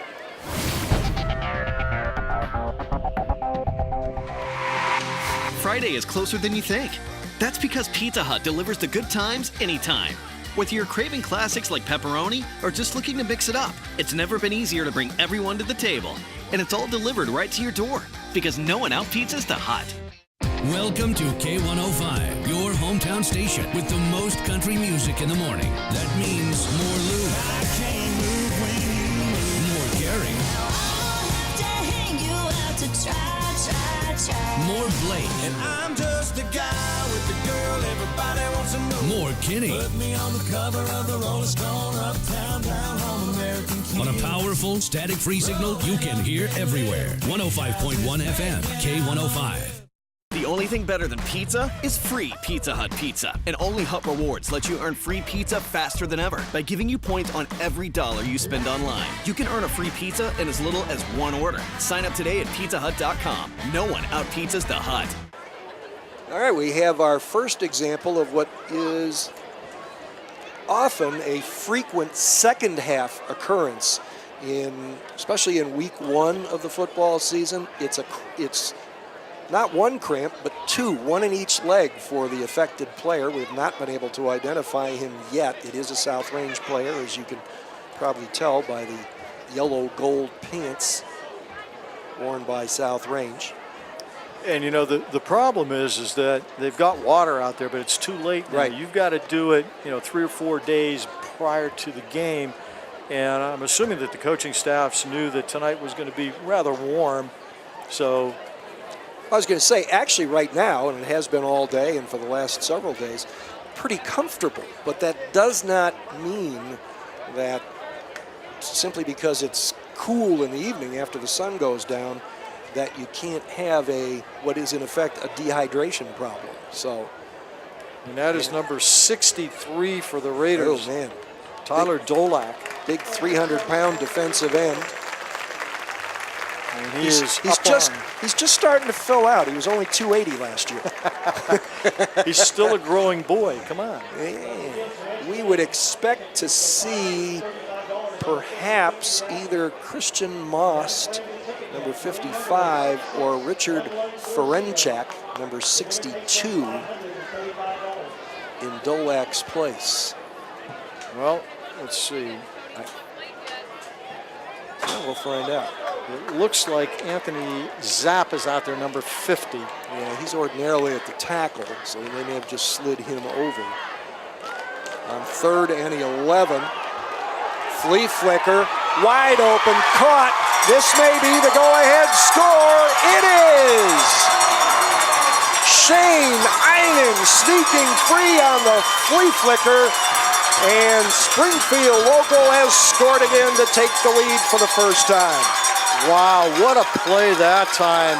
Again, the corners from South Range sucked in on the double reverse, and Einen just came to the near sideline. There was nobody within 10 yards of him, and he basically had a walk-in touchdown. What a play by Springfield. That will go 47 yards.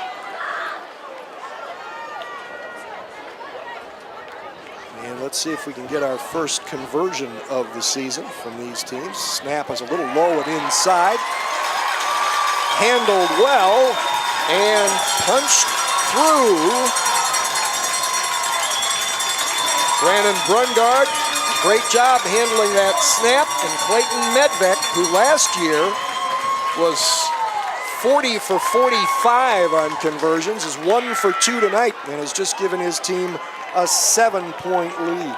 An interesting thing on that play, Jim, is you had Einen out toward the near sideline, and then you had another receiver from Springfield going down the hash marks, and the defensive back from South Range didn't know which one to go to. He went to the middle one, and that left Einen wide open. Brungard, that might be the easiest touchdown he throws all year. Well, here's your home savings scoring drive summary. Springfield local, that is, goes 46 yards in just 3 plays and used only 58 seconds off the clock. And that double reverse, 47-yard pass and catch play between Brandon Brungard and Shane Einen produces the score. And that is the second touchdown pass thrown by Brungard tonight. Well, Springfield local has just turned a couple of extra pages in the playbook here in the second half.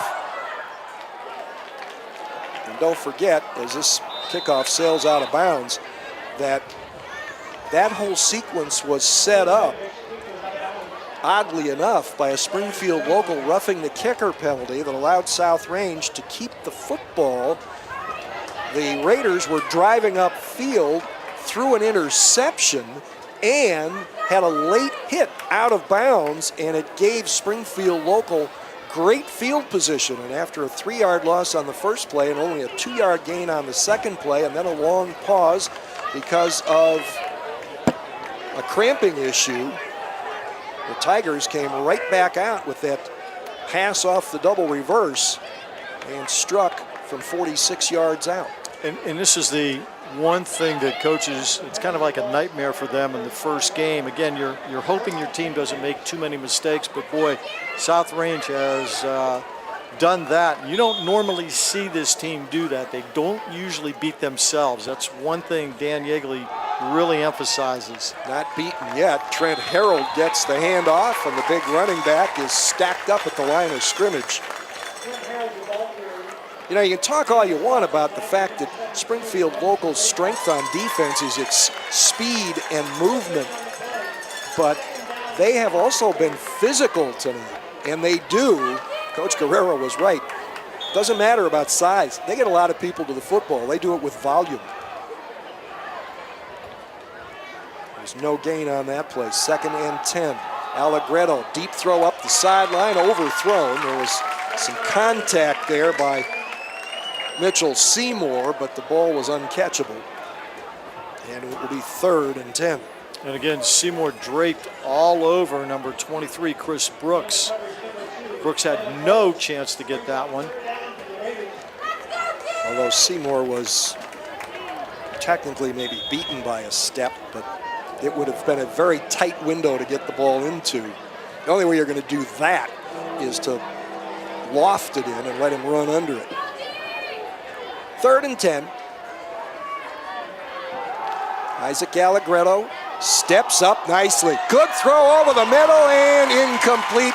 Josh Steer had his hands on it, but again, the defense was pretty good back there. And once again, I believe it was Garrett Walker on the coverage. Yeah, that was Walker back there, Jim. Wow. But great play by Walker. Is again, that ball was right on the hands of Spear, and Walker somehow was able to bat it away. I'll tell you what, that young man, he has done really a fine job here tonight so far defensively for Springfield.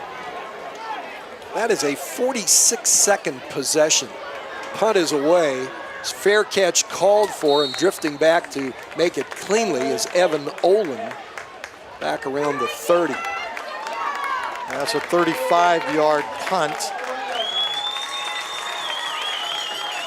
So Southern local, after that perhaps game-turning big play. Comes up big on defense. And now starts from its own 30. Well, South Range defense now has got to come up with some kind of a stop here as the Tigers have taken the momentum of this game and turned it in their favor. I don't know what Coach Sean Guerrero said at halftime, but so far it's worked. Springfield locals, Zach Stouffer is having a cramp in his right leg worked on the sideline.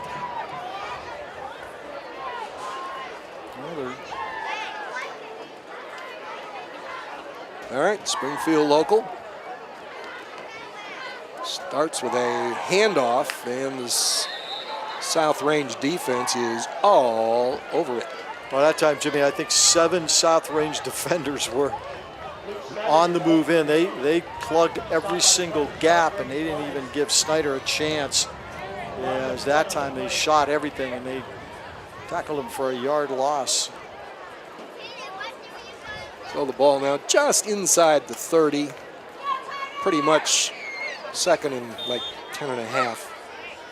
Just over 2 minutes to go here in the third quarter. Hope you're enjoying this first Sports Radio 1240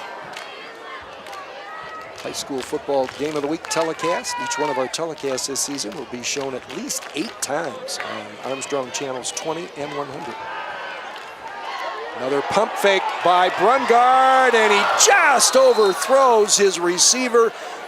Racing up the right sideline, Evan Olin. Boy, and Olin was wide open, and again, what they did was they brought Walker, number 10, in from his wide-out position. He came actually toward Brungard, and then Brungard faked the throw to him, and in the meantime, Olin just took off. And the South Range corners and safeties are biting on everything. So they've got to get that taken care of. Boy, they got to just stay deeper than the deepest. I mean, that's what you're told. Yep. You know, don't allow that receiver to get past you, especially if you're the safeties, because there's nobody back. Yeah, you know what? There are 9 or 10 other guys out there to help to get that. If you're 20 yards downfield or 25, you're not going to help on a tackle near the line of scrimmage. So it's 3rd and 10. Hit as he throws, Brungard unloads deep, had to get rid of it earlier than he wanted to. It was once again intended for Olin. Coverage deep there by Alec Ballantyne and Trey Pancake, and it'll be 4th down. And that time, number 24, Anthony DeLucia, came on a blitz, and he just missed getting Brungard with the ball in his hand. Brungard was able to get rid of it like a split second before DeLucia hit him. And again, Brungard, showing some experience there, was able to get enough on the ball so that even though his receiver probably wasn't going to get it, neither were the defenders. Right. Punt coming up. High snap, going back and getting rid of it and having it blocked and coming out of bounds short of the 25-yard line. Wow. So that's a punt, believe it or not, -4. Wow, that punt snap went clear over the head of Enon. And to be honest with you, South Range was not putting a rush on, Jim. They had peeled back to set up for a return. Had they had a rush on, they probably would have brought him down. That could have been actually a safety. Well, I was going to say, or even a touchdown. I was going to say, I know, you're a young man and you're thinking my job is to punt this football. Strategically, even though it would have made it a 5-point game, you might have been better off taking the safety and then using the free kick to establish better field position. And that mistake is going to cost him here as Isaac Allegretto weaves his way through the Springfield local defense into the end zone. And Springfield, or South Range rather, now is 1 point short of retying this football game. Well, and I'll tell you what, weave is the correct word to use because he shook and baked 3 defenders from Springfield that had a chance to tackle him. Not one of them got a hand on him. And I was watching this young man, number 30, Logan Weaver, the sophomore, during warmups when they came out for halftime, Jimmy, he was still struggling to get it across. It's on the way. Heard a whistle. It's good. I did hear a whistle, but I don't see a flag, and everybody's coming off unencumbered. So we are tied. Both place kickers, new to their teams this year, in that role, having failed in their first attempt, have connected on their second attempt, and so we are tied at 13 with just under a minute and a half to play in the third quarter. Not much of a home savings scoring drive summary here after what, does that technically count as a turnover even though they were punting the ball because it was blocked? I don't think so. No, but because it wasn't really blocked. He just kicked it out of bounds like that. Yeah. I thought it had been deflected as he was trying to get away. In any case, it is a 25-yard run by quarterback Isaac Allegretto, and the whole thing took 8 seconds. That's your scoring drive summary, courtesy of home savings. Don't forget that, as I'll tell you what, as this game swings back and forth, so do our potential candidates for Player of the Game award, to be presented by Pizza Hut. And you'll hear from our Player of the Game. Actually, you'll see him and hear him, as a matter of fact. Then we'll go down on the field and round him up, whoever it turns out to be. All right, let's see if Springfield again goes to those pump fakes, because so far South Range has bit on every single one of them. That is something that they're going to... Pancake with a line drive. That fielded well on the hop back around the 12. Oh, big hit out across the 25. Good coverage. Yeah, good special teams that time by the Raiders. There was no gap whatsoever. That was Walker that returned that. And they are going to spot it, let's see, right on about the 30-yard line. They got up to the 30, which kind of surprises me, but that's where they started last time and couldn't do anything. 18-yard return, not too bad. Boy, you could see he's got some jets, too. He does. He does. He's like a flea out there because he's so small but quick. All right, here we go. They're going to spread him left here again. Yep, nobody out. It's Einen in motion who caught that last touchdown. Quick handoff and a great block off the tackle. And on the run, this is Luke Snyder. 20, 15, steps through a tackle by Trey Pancake and scores the touchdown. Another big play for Springfield local. Well, and I'll tell you what, they did a great job on the right side of that offensive line, opening up a hole for Snyder.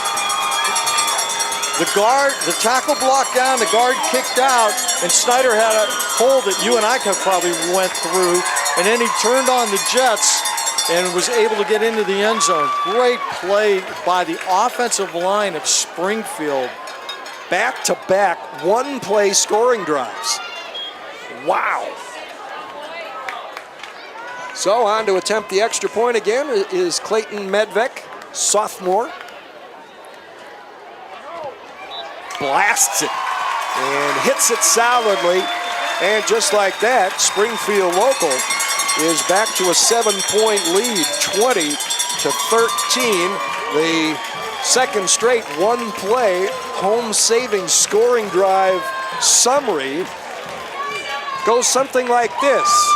Give the ball to Luke Snyder.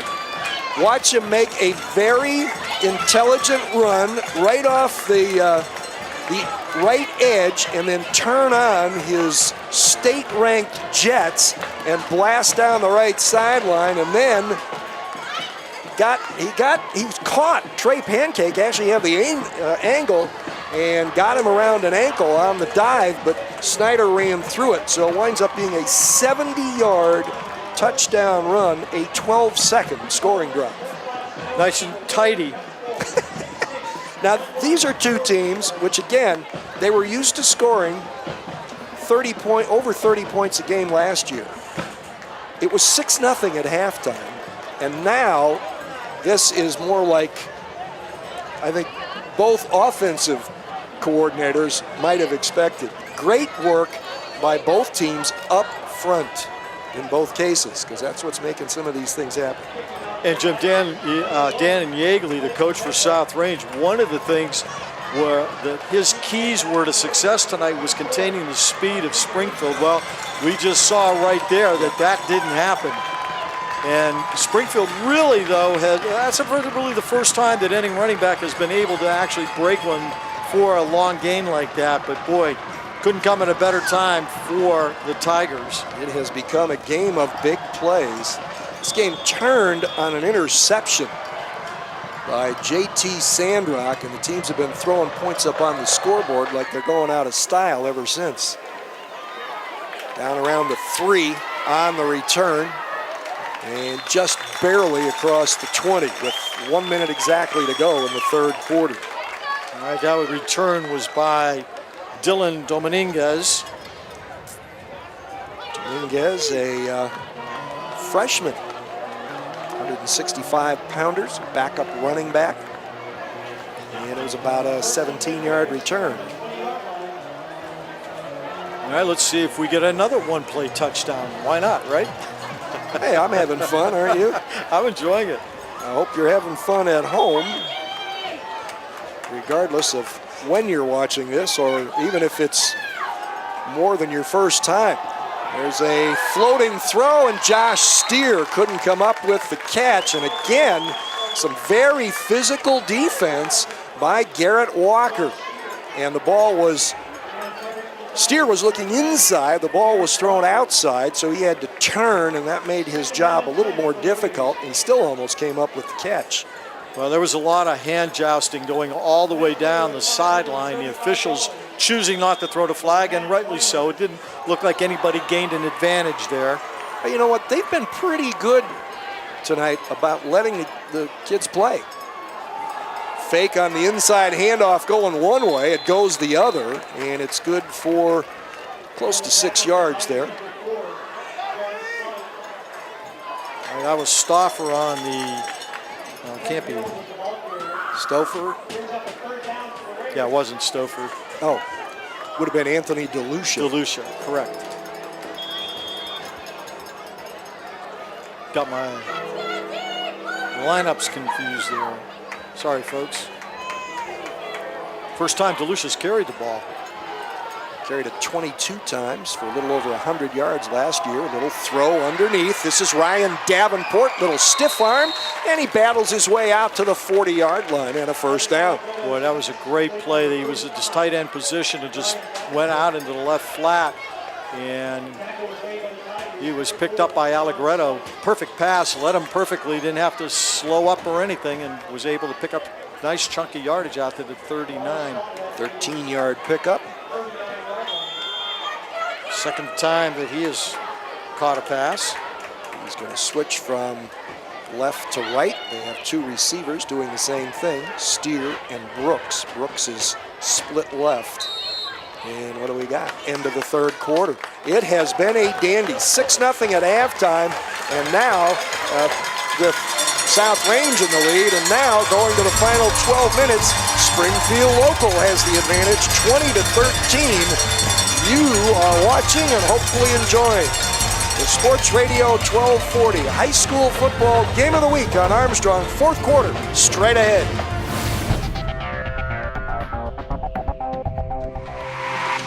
The American Institute of Healthcare Compliance is an organization that provides web-based training for healthcare executives. Armstrong provides high-speed internet, which helps all of our workstations and our staff become more efficient. We also have the unified voice system, which we heavily rely on for all of our telephone needs. They took the time to really understand who we are, the type of business that we are, and provide solutions that would meet our needs as an international company. So, where do you think you want to be in 30 years? I want a big house. And I want a wife. And I want my own business. And I'd like my kids to run the place someday. I want to retire knowing we did it right. We want to know that it's been worth something. It's worth everything. Be intentional about your worth. Farmers National Bank Wealth Management 360. Getting ready for the fourth quarter of football.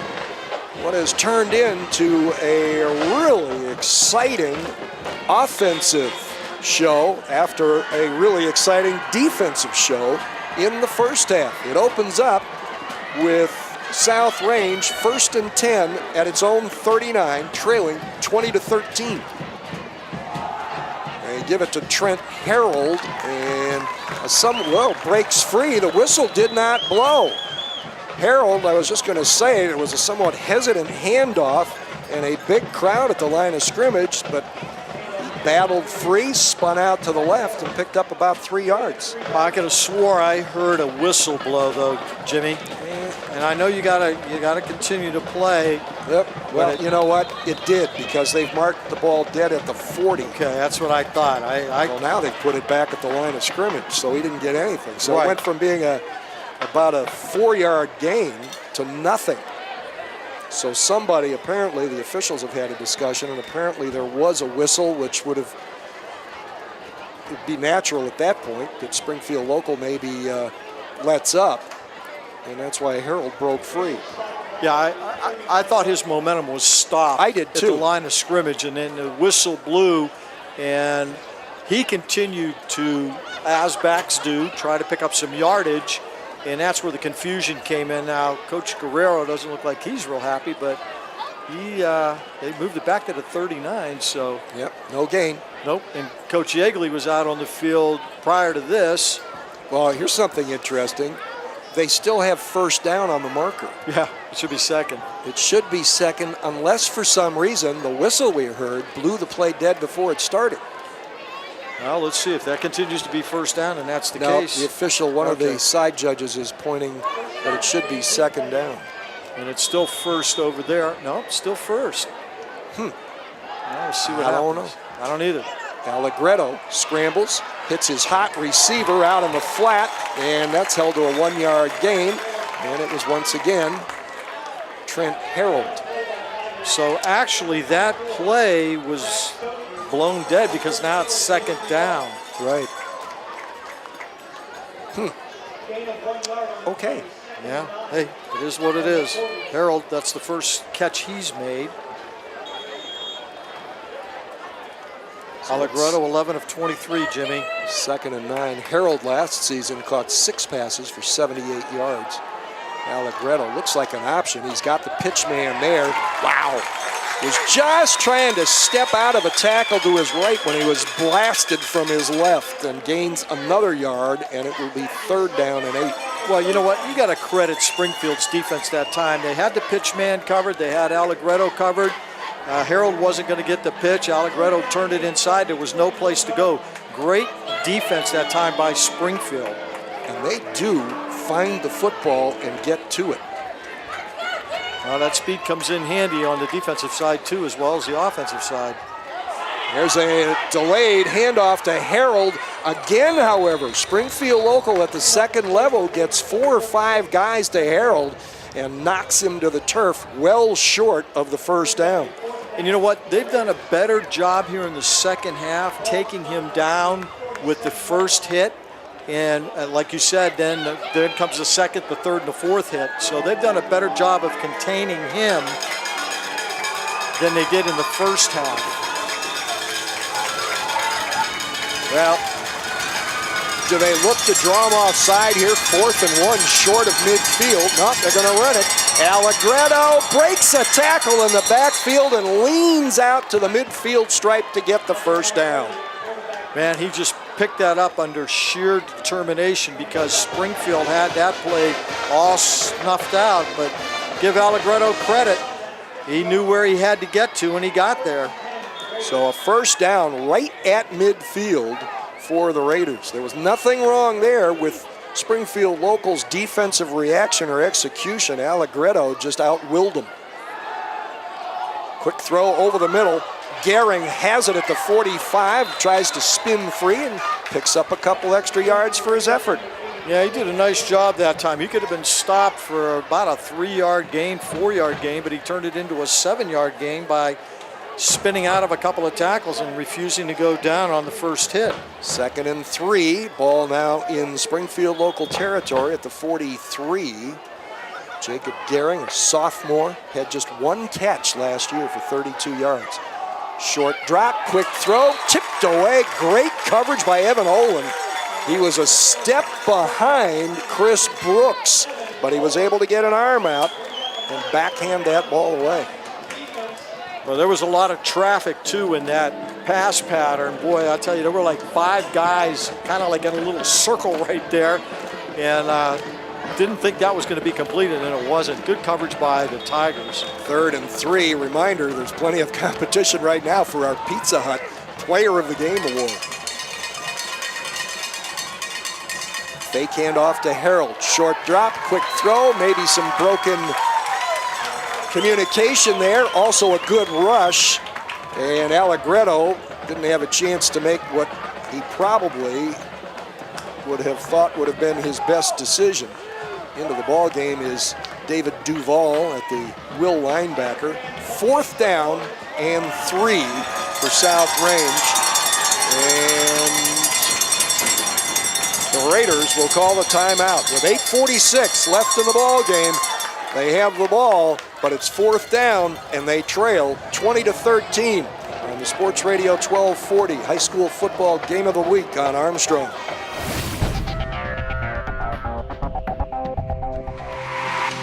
Welcome to K105, your hometown station with the most country music in the morning. That means more Lou. I can't move when you move. More Gehring. I'll have to hang you out to try. More Blake. And I'm just a guy with a girl everybody wants to know. More Kinney. Put me on the cover of the Rolling Stone, uptown, down home, American Kid. On a powerful, static-free signal you can hear everywhere. 105.1 FM, K105. When looking for home design inspiration, don't just be inspired, be Baird inspired. Whether new or remodeling, Baird Brothers has the latest trends like shiplap to refresh your home. Go from inspiration to installation with our wide selection of in-stock American hardwoods. From the rustic charm of antique oak to the warmth of traditional cherry, Baird Brothers has what you need to make your home inspiring. Baird Brothers, our family's heritage, your family's home. All right, South Range coming out of its timeout huddle, 4th and 3 at the Springfield local 43, Len. Yeah, Allegretto in the first half, Jimmy, was 8 of 15 passing. He's only 4 of 11 with an interception here in the second half, although he did rush for a touchdown. Going to put it up again, got a man underneath, and even if it's caught, it's going to be short. Terrific defense by J.T. Sandrock, who had the interception earlier. Yeah, but I think they're going to get him for pass interference. Really? Or holding. There's a flag down across the way. All right, Josh Steer was the intended receiver on the far side. Yeah, he was pretty much draped all over. Well, I didn't see it earlier in the, got pass interference. Right. I didn't see it earlier in the route, but when he got there, the thing was he made a play on the ball, but he did, but the problem was it looked like there were 4 numbers on the jersey rather than 2. So the penalty takes the ball down to the 28-yard line. 55 yards in penalties for Springfield, 45 for South Range. Fake. Throw underneath. This is Davenport, the big tight end. And he's pulled down with minimal damage done in terms of yardage allowed, a 3-yard pickup. Well, and smart play that time by Allegretto. He was coming in our direction to the near sideline on a rollout, saw he didn't have anything downfield, just dumped it off to his safety valve, Davenport. That was just a safe play and a smart play. 2nd and 7. Harold pounds into the line. Springfield local will not break. Stopped at the 22. About 4 yards short of the first down. I'll tell you what, done a really good job actually of containing Harold here in the second half. I mean, he had one decent run, but other than that, they've pretty much swarmed him. And you got to gang tackle to take a big guy down, and that's what they've been doing. And again, even if he bounces off first contact, they're getting people to him before he can do any more damage. Davenport switches to tight end right where you've got a split. And now we are going to get a timeout, and South Range has to burn another one. And we will take a timeout with the Raiders and the Tigers with 7:19 to go in the fourth and perhaps deciding quarter of play. It's 20-13, Springfield local. This is the Sports Radio 1240 High School Football Game of the Week on Armstrong.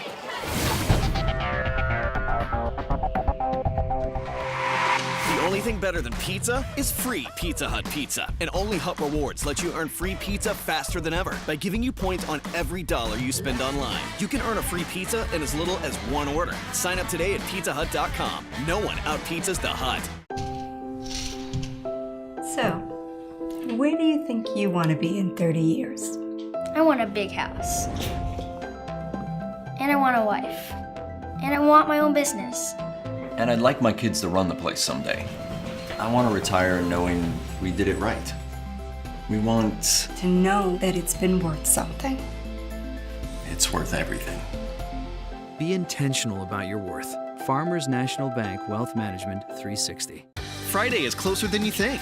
That's because Pizza Hut delivers the good times anytime. Whether you're craving classics like pepperoni or just looking to mix it up, it's never been easier to bring everyone to the table. And it's all delivered right to your door because no one out-pizzas the Hut. As we return, a quick throw, and JT Sandrock with more good defense. And it keeps intended receiver Jacob Gehring from grabbing that 3rd and 4 pass play that would have potentially created a first down. Now it's going to be 4th and 4. Last time on 4th down, well, 1 4th down was converted on a run and 1 on pass interference. You know what, though? That time Allegretto really didn't have much room to get that ball completed, so he kind of forced that one, Jim. Steps up in the pocket.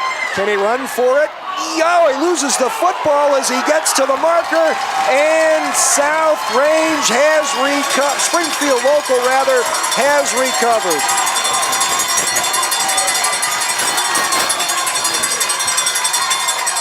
Well, it was stripped by number 34, David Duvall. I got to tell you, Jim, I didn't see who made the recovery that time for Springfield, but Duvall is the one that stripped it from Allegretto, and he had a first down. So, the second South Range turnover of the ball game. Springfield local gets the ball back, albeit at its own 15, but it's better than having South Range marching down your throat. Still plenty of time left if the Raiders can get the ball back. Over 7 minutes to play.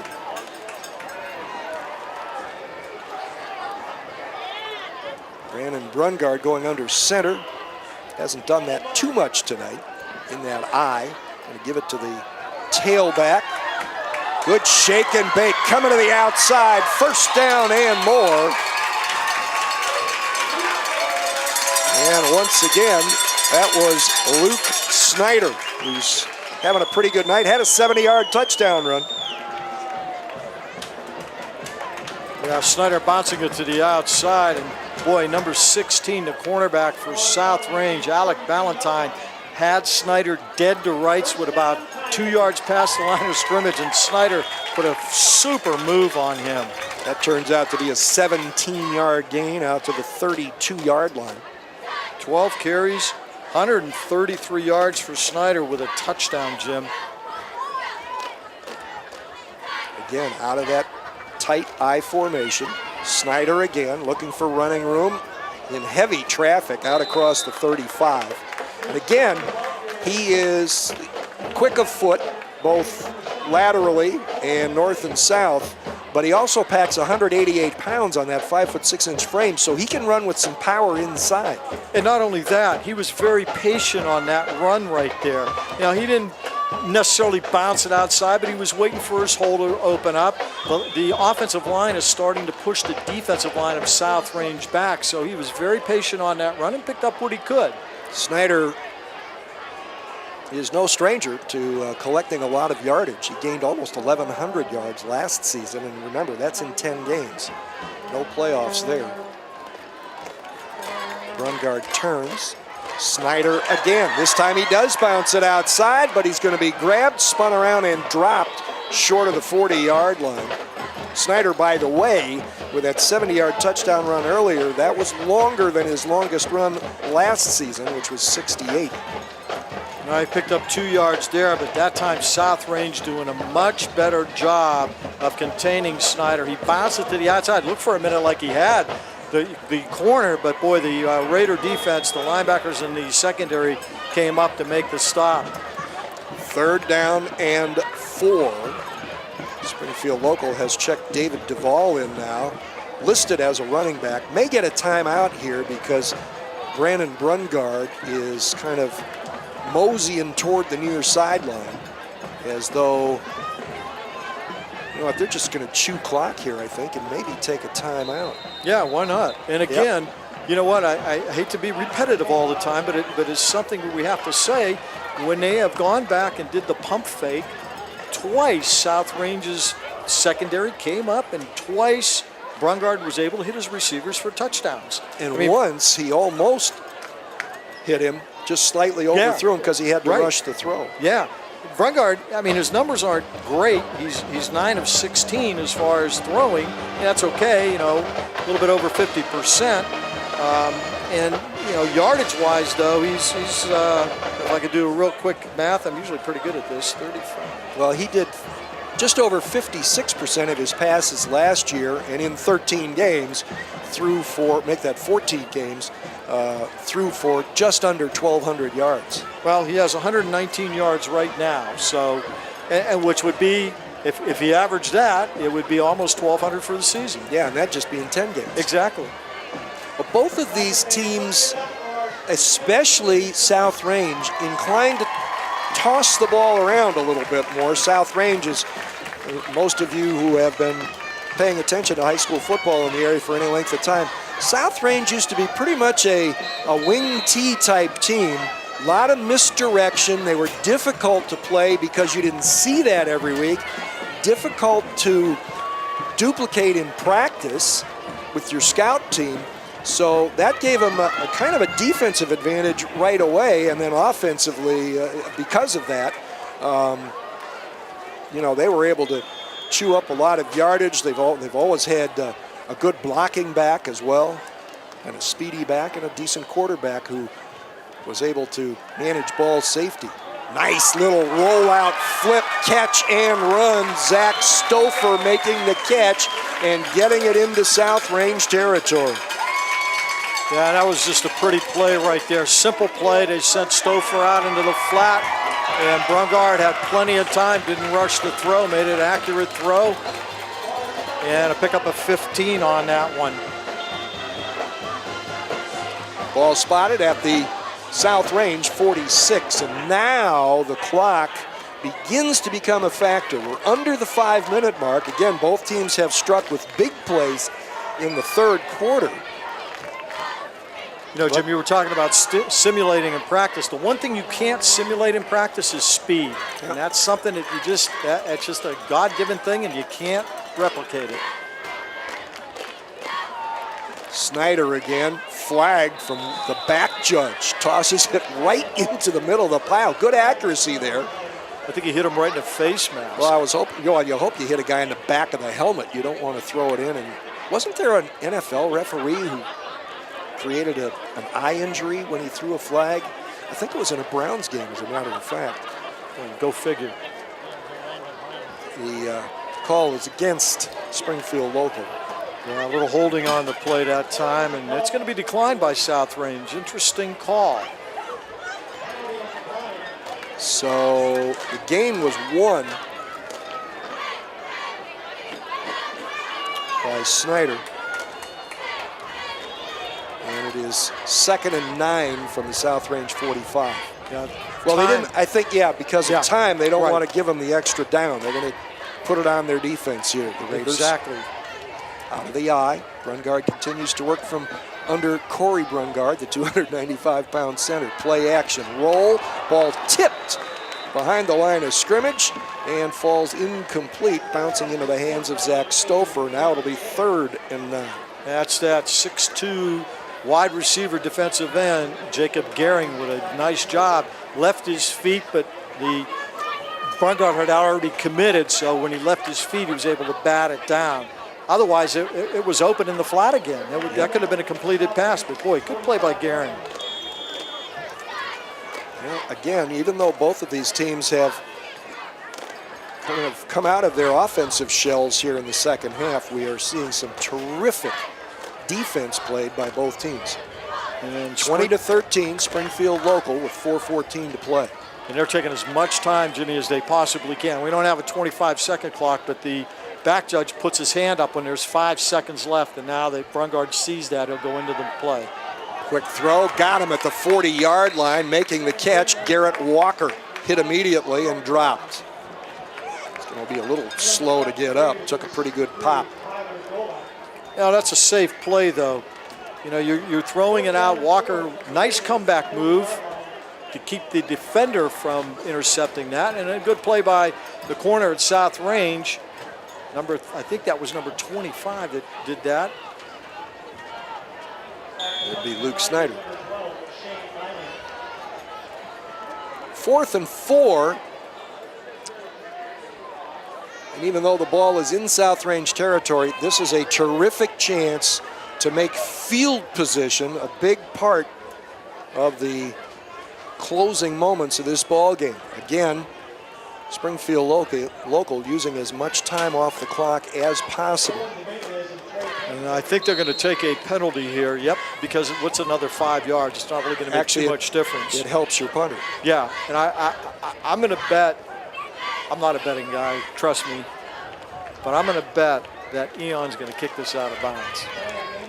And if he doesn't, I think Sean Guerrero's, gosh only knows what he might do. Yeah, you got two pretty speedy guys back to grab the punt if it's grabbable. Yeah, you don't want to give South Range any kind of opening. You just want to get the ball down the field and out of play. Ooh, high snap, rush up the middle, ball hit high in the air, spiral, fair catch called for. They're going to let it hit and roll dead at the 18-yard line. Yeah, see, what do I know? Boy, it came very close to a block right up the middle. However, the danger when you go for a block up the middle, if you can't stop yourself or run by the punter, if you don't get a piece of the football and you nick him, yep, not so good. You're much better off if you are able to succeed with a rush from the outside coming across the face of the punter. That was a 28-yard punt. So, I mean, effective, yeah, because they got it inside the 20, and that's a mental thing. I mean, that's a mental thing for your defense. If you get it inside the 20-yard line, it's like, okay, we just won that play because you're going to start from inside your 20. All right, 82 yards, 2 minutes and 59 seconds. Isaac Allegretto throws underneath, and grabbing it and taking it to a quick first down is Ryan Davenport, the tight end. I'll tell you what, that little flat pass to the tight end has been open all night long, and they've been able to take advantage of that. Let's see, that's a, what, 12-yard gain? 13, because they started at the 18. Ball at the 31-yard line, 2:45 left. Allegretto, quick throw. Gehring's got it. He's got 3 defenders there, but drags him out across the 40 and close to another first down. And I believe he's got the first down. Yep. 10-yard pickup. Allegretto now 15 of 30, so 50%. JT Sandrock has trotted off the field for Springfield. Good rush by the Tigers, and Allegretto can't get away. And if I'm not mistaken, Jim, I think that's the first sack of the night for the Springfield Tigers. Zach Stouffer wound up, I think, getting credited with the sack. He wasn't the first guy there, but he was the guy that made the tackle when Allegretto tried to escape. And that goes as a 5-yard loss. 2nd and 15, less than 2 minutes to play. Allegretto, good rush again from the outside. Temporarily escapes and then overthrows his intended receiver, Ryan Davenport, with 2 Tigers on his back, and he's slow to get up. One of the Tigers on the rush, defensive end Garrett Stallsmith, and also on the rush and coming up limping. It might have been Shane Einan. Sometimes those stretched out 2s look like 7s. You're right, especially when they're orange on black. All right, huge play here for both these teams. So it is 3rd down and 15. 2-down territory. Allegretto throws. Either he threw to the wrong place or Trent Harold ran the wrong route. And the season opener may be down to this play for the South Range Raiders. 4th and 15 from their own 36 with 1:47 to play. I think that one just got away from Allegretto because Brooks was out there on the sideline. He was open. If Allegretto brings it down about 3 feet, he completes it. But that thing totally got away from him right over the head of Brooks. Brooks had no chance. South Range calls a well-advised timeout here. You got to come up with the perfect play if you're a receiver, unless you're wide open someplace with nobody around you for whatever reason. You've got to make sure that you get a route that is beyond the first down stick, which is just across midfield, short of the 48-yard line. And if you're a defensive back for Springfield, you want to keep everything in front of you. You cannot afford to have any receiver get behind you. The other thing that obviously you can try to do is you can use your wideouts to try to run off those corners and force those safeties to drop. And if you've got a guy open underneath that has some running room. So we'll see what they've come up with here. Coming out wide to the right is Chris Brooks. 2 receivers split to the left. Josh Steer is on the inside. Jacob Gehring, I believe, is on the outside. Let's see if they pick on Walker. He's the shortest defender. Blitz up the middle. Allegretto throws as he steps back. Overthrown. Incomplete.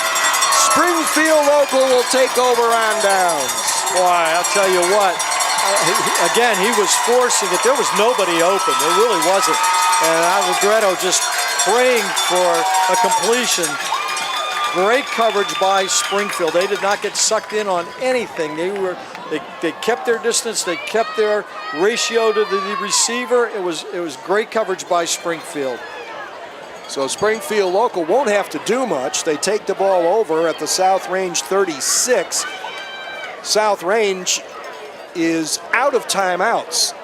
So Springfield Local really doesn't even have to get a first down here. They can run 3 or 4 plays if they have to run a 4th down play, and this ball game is over. So their priority right now is to make sure there are no mistakes, and they are going to go into a victory formation. Evan Olin is the deep guy, just in case a snap would squirt through. But Brandon Brungard will drop to a knee.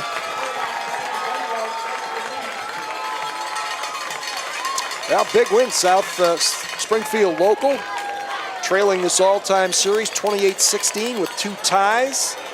Almost won here a couple of years ago, but couldn't quite finish it off. And Jim, next year, South Range is going to get into a conference with 7 other schools, and I asked athletic director here, Mark Carden, if they were still going to play, and he said, absolutely, we're going to play first game of the year again next year, and he hopes for quite a while in the future. So, unlike a couple of other rivalries, which because of the new league may go out the wayside. Out the window. Another knee for Brungard. Probably have to do that one more time. One of those is Canfield Poland, because Poland is one of the teams joining the new Northeast 8 Conference, along with Struthers and Niles. Well, and there's another one that's going to go to by the wayside is Struthers and Camel. I mean, some of those unbelievable rivalries will no longer be in existence. It's sad.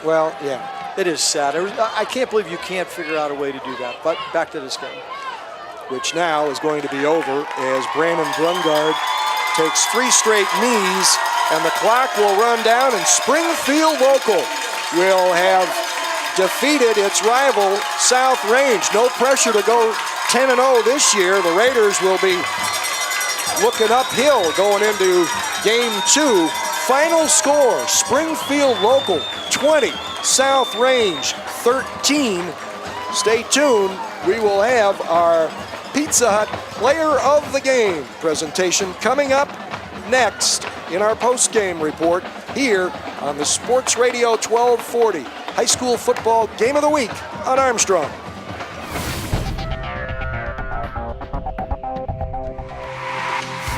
At Greenwood Chevrolet in Austintown, selection matters. Experience matters. Price matters. Right now, get huge savings on every new Chevy in stock. Over 800 are available, with payment plans for every budget.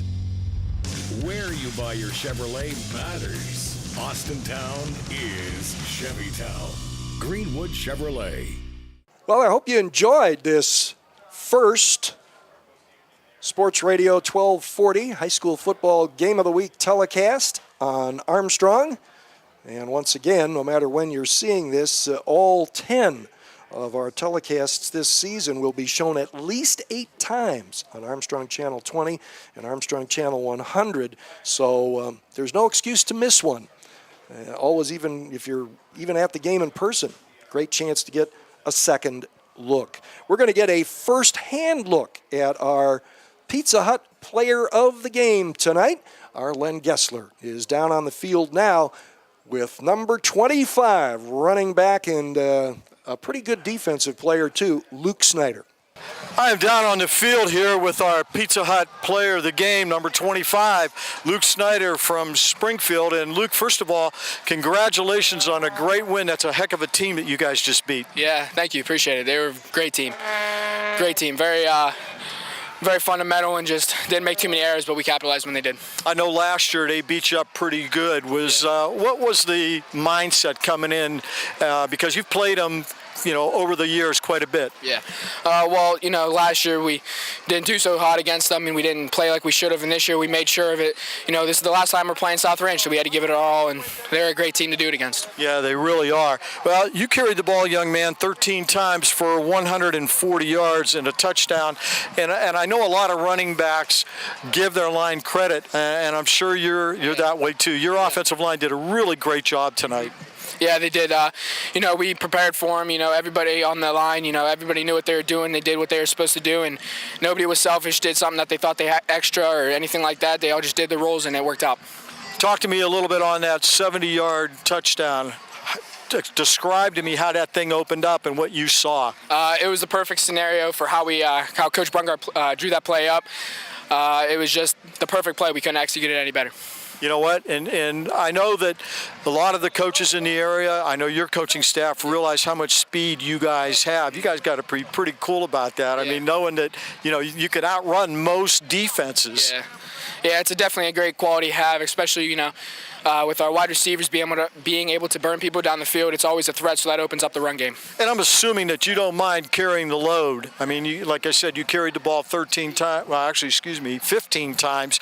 So, you carried it more than any other back in the backfield, and I'm sure that doesn't bother you, right? No, especially, knowing what I have up front. I can trust who's ever in front of me, lead blocking for me, whether it's a line or my fullback. It's never a problem whenever they call my name. Well, you know what? Big things come in small packages, right? I'm sure you've heard that a lot, right? Yeah. I know I heard that too. Sometimes everybody's got jokes in the locker room about, oh, stand up when you're talking to me, just funny things like that. But yeah, definitely heard that before. Well, I'll tell you what, Luke, it was a total team effort because your defense did a great job too. And I know you played defense also out there. Do you like offense or defense better? Is there one that you prefer over the other? I mean, I've always been an offensive guy, but there's no doubt the defensive win games. I mean, last year they put up quite a few bit of points on us, and this year we held them. So yeah, definitely. All right, I just want to know one thing. How many pizzas can you eat if you wanted to? Right now, since you're our Pizza Hut player of the game. Right now, probably a lot. Pretty hungry. And I'm sure you'd have a good time doing it. Well, congratulations again to Springfield locals, number 25, Luke Snyder, for being the Pizza Hut player of the game tonight. And Luke, again, congratulations. Good luck the rest of the season, buddy. Thank you. Appreciate it. Thanks very much, Len, and for being selected as our Pizza Hut player of the game in this ball game. Luke Snyder will receive a Pizza Hut gift certificate, and he will also receive a player of the game certificate from Sports Radio 1240 and Armstrong. And our congratulations to Luke and the Tigers for their season opening win over South Range. This has been the Sports Radio 1240 High School Football Game of the Week on Armstrong, presented by Sports Radio 1240 and Cumulus Media Youngstown. The telecast also brought to you in part by Baird Brothers Fine Hardwoods, Farmers National Bank, and Pizza Hut, and also by this week's Mahoning Valley Football Conference sponsor, Greenwood Chevrolet. Our thanks to them all. So for Len Gessler, our producer and editor, Greg Roten, our new videographer, Ben Popio, I'm Jim Campbell, thanking you for tuning in. And the next game scheduled up for our Sports Radio 1240 High School Football Game of the Week here on Armstrong is going to be at McDonald against the Columbiana Clippers. So that'll be down the road in a week or so. Thanks for checking in on this one on Armstrong.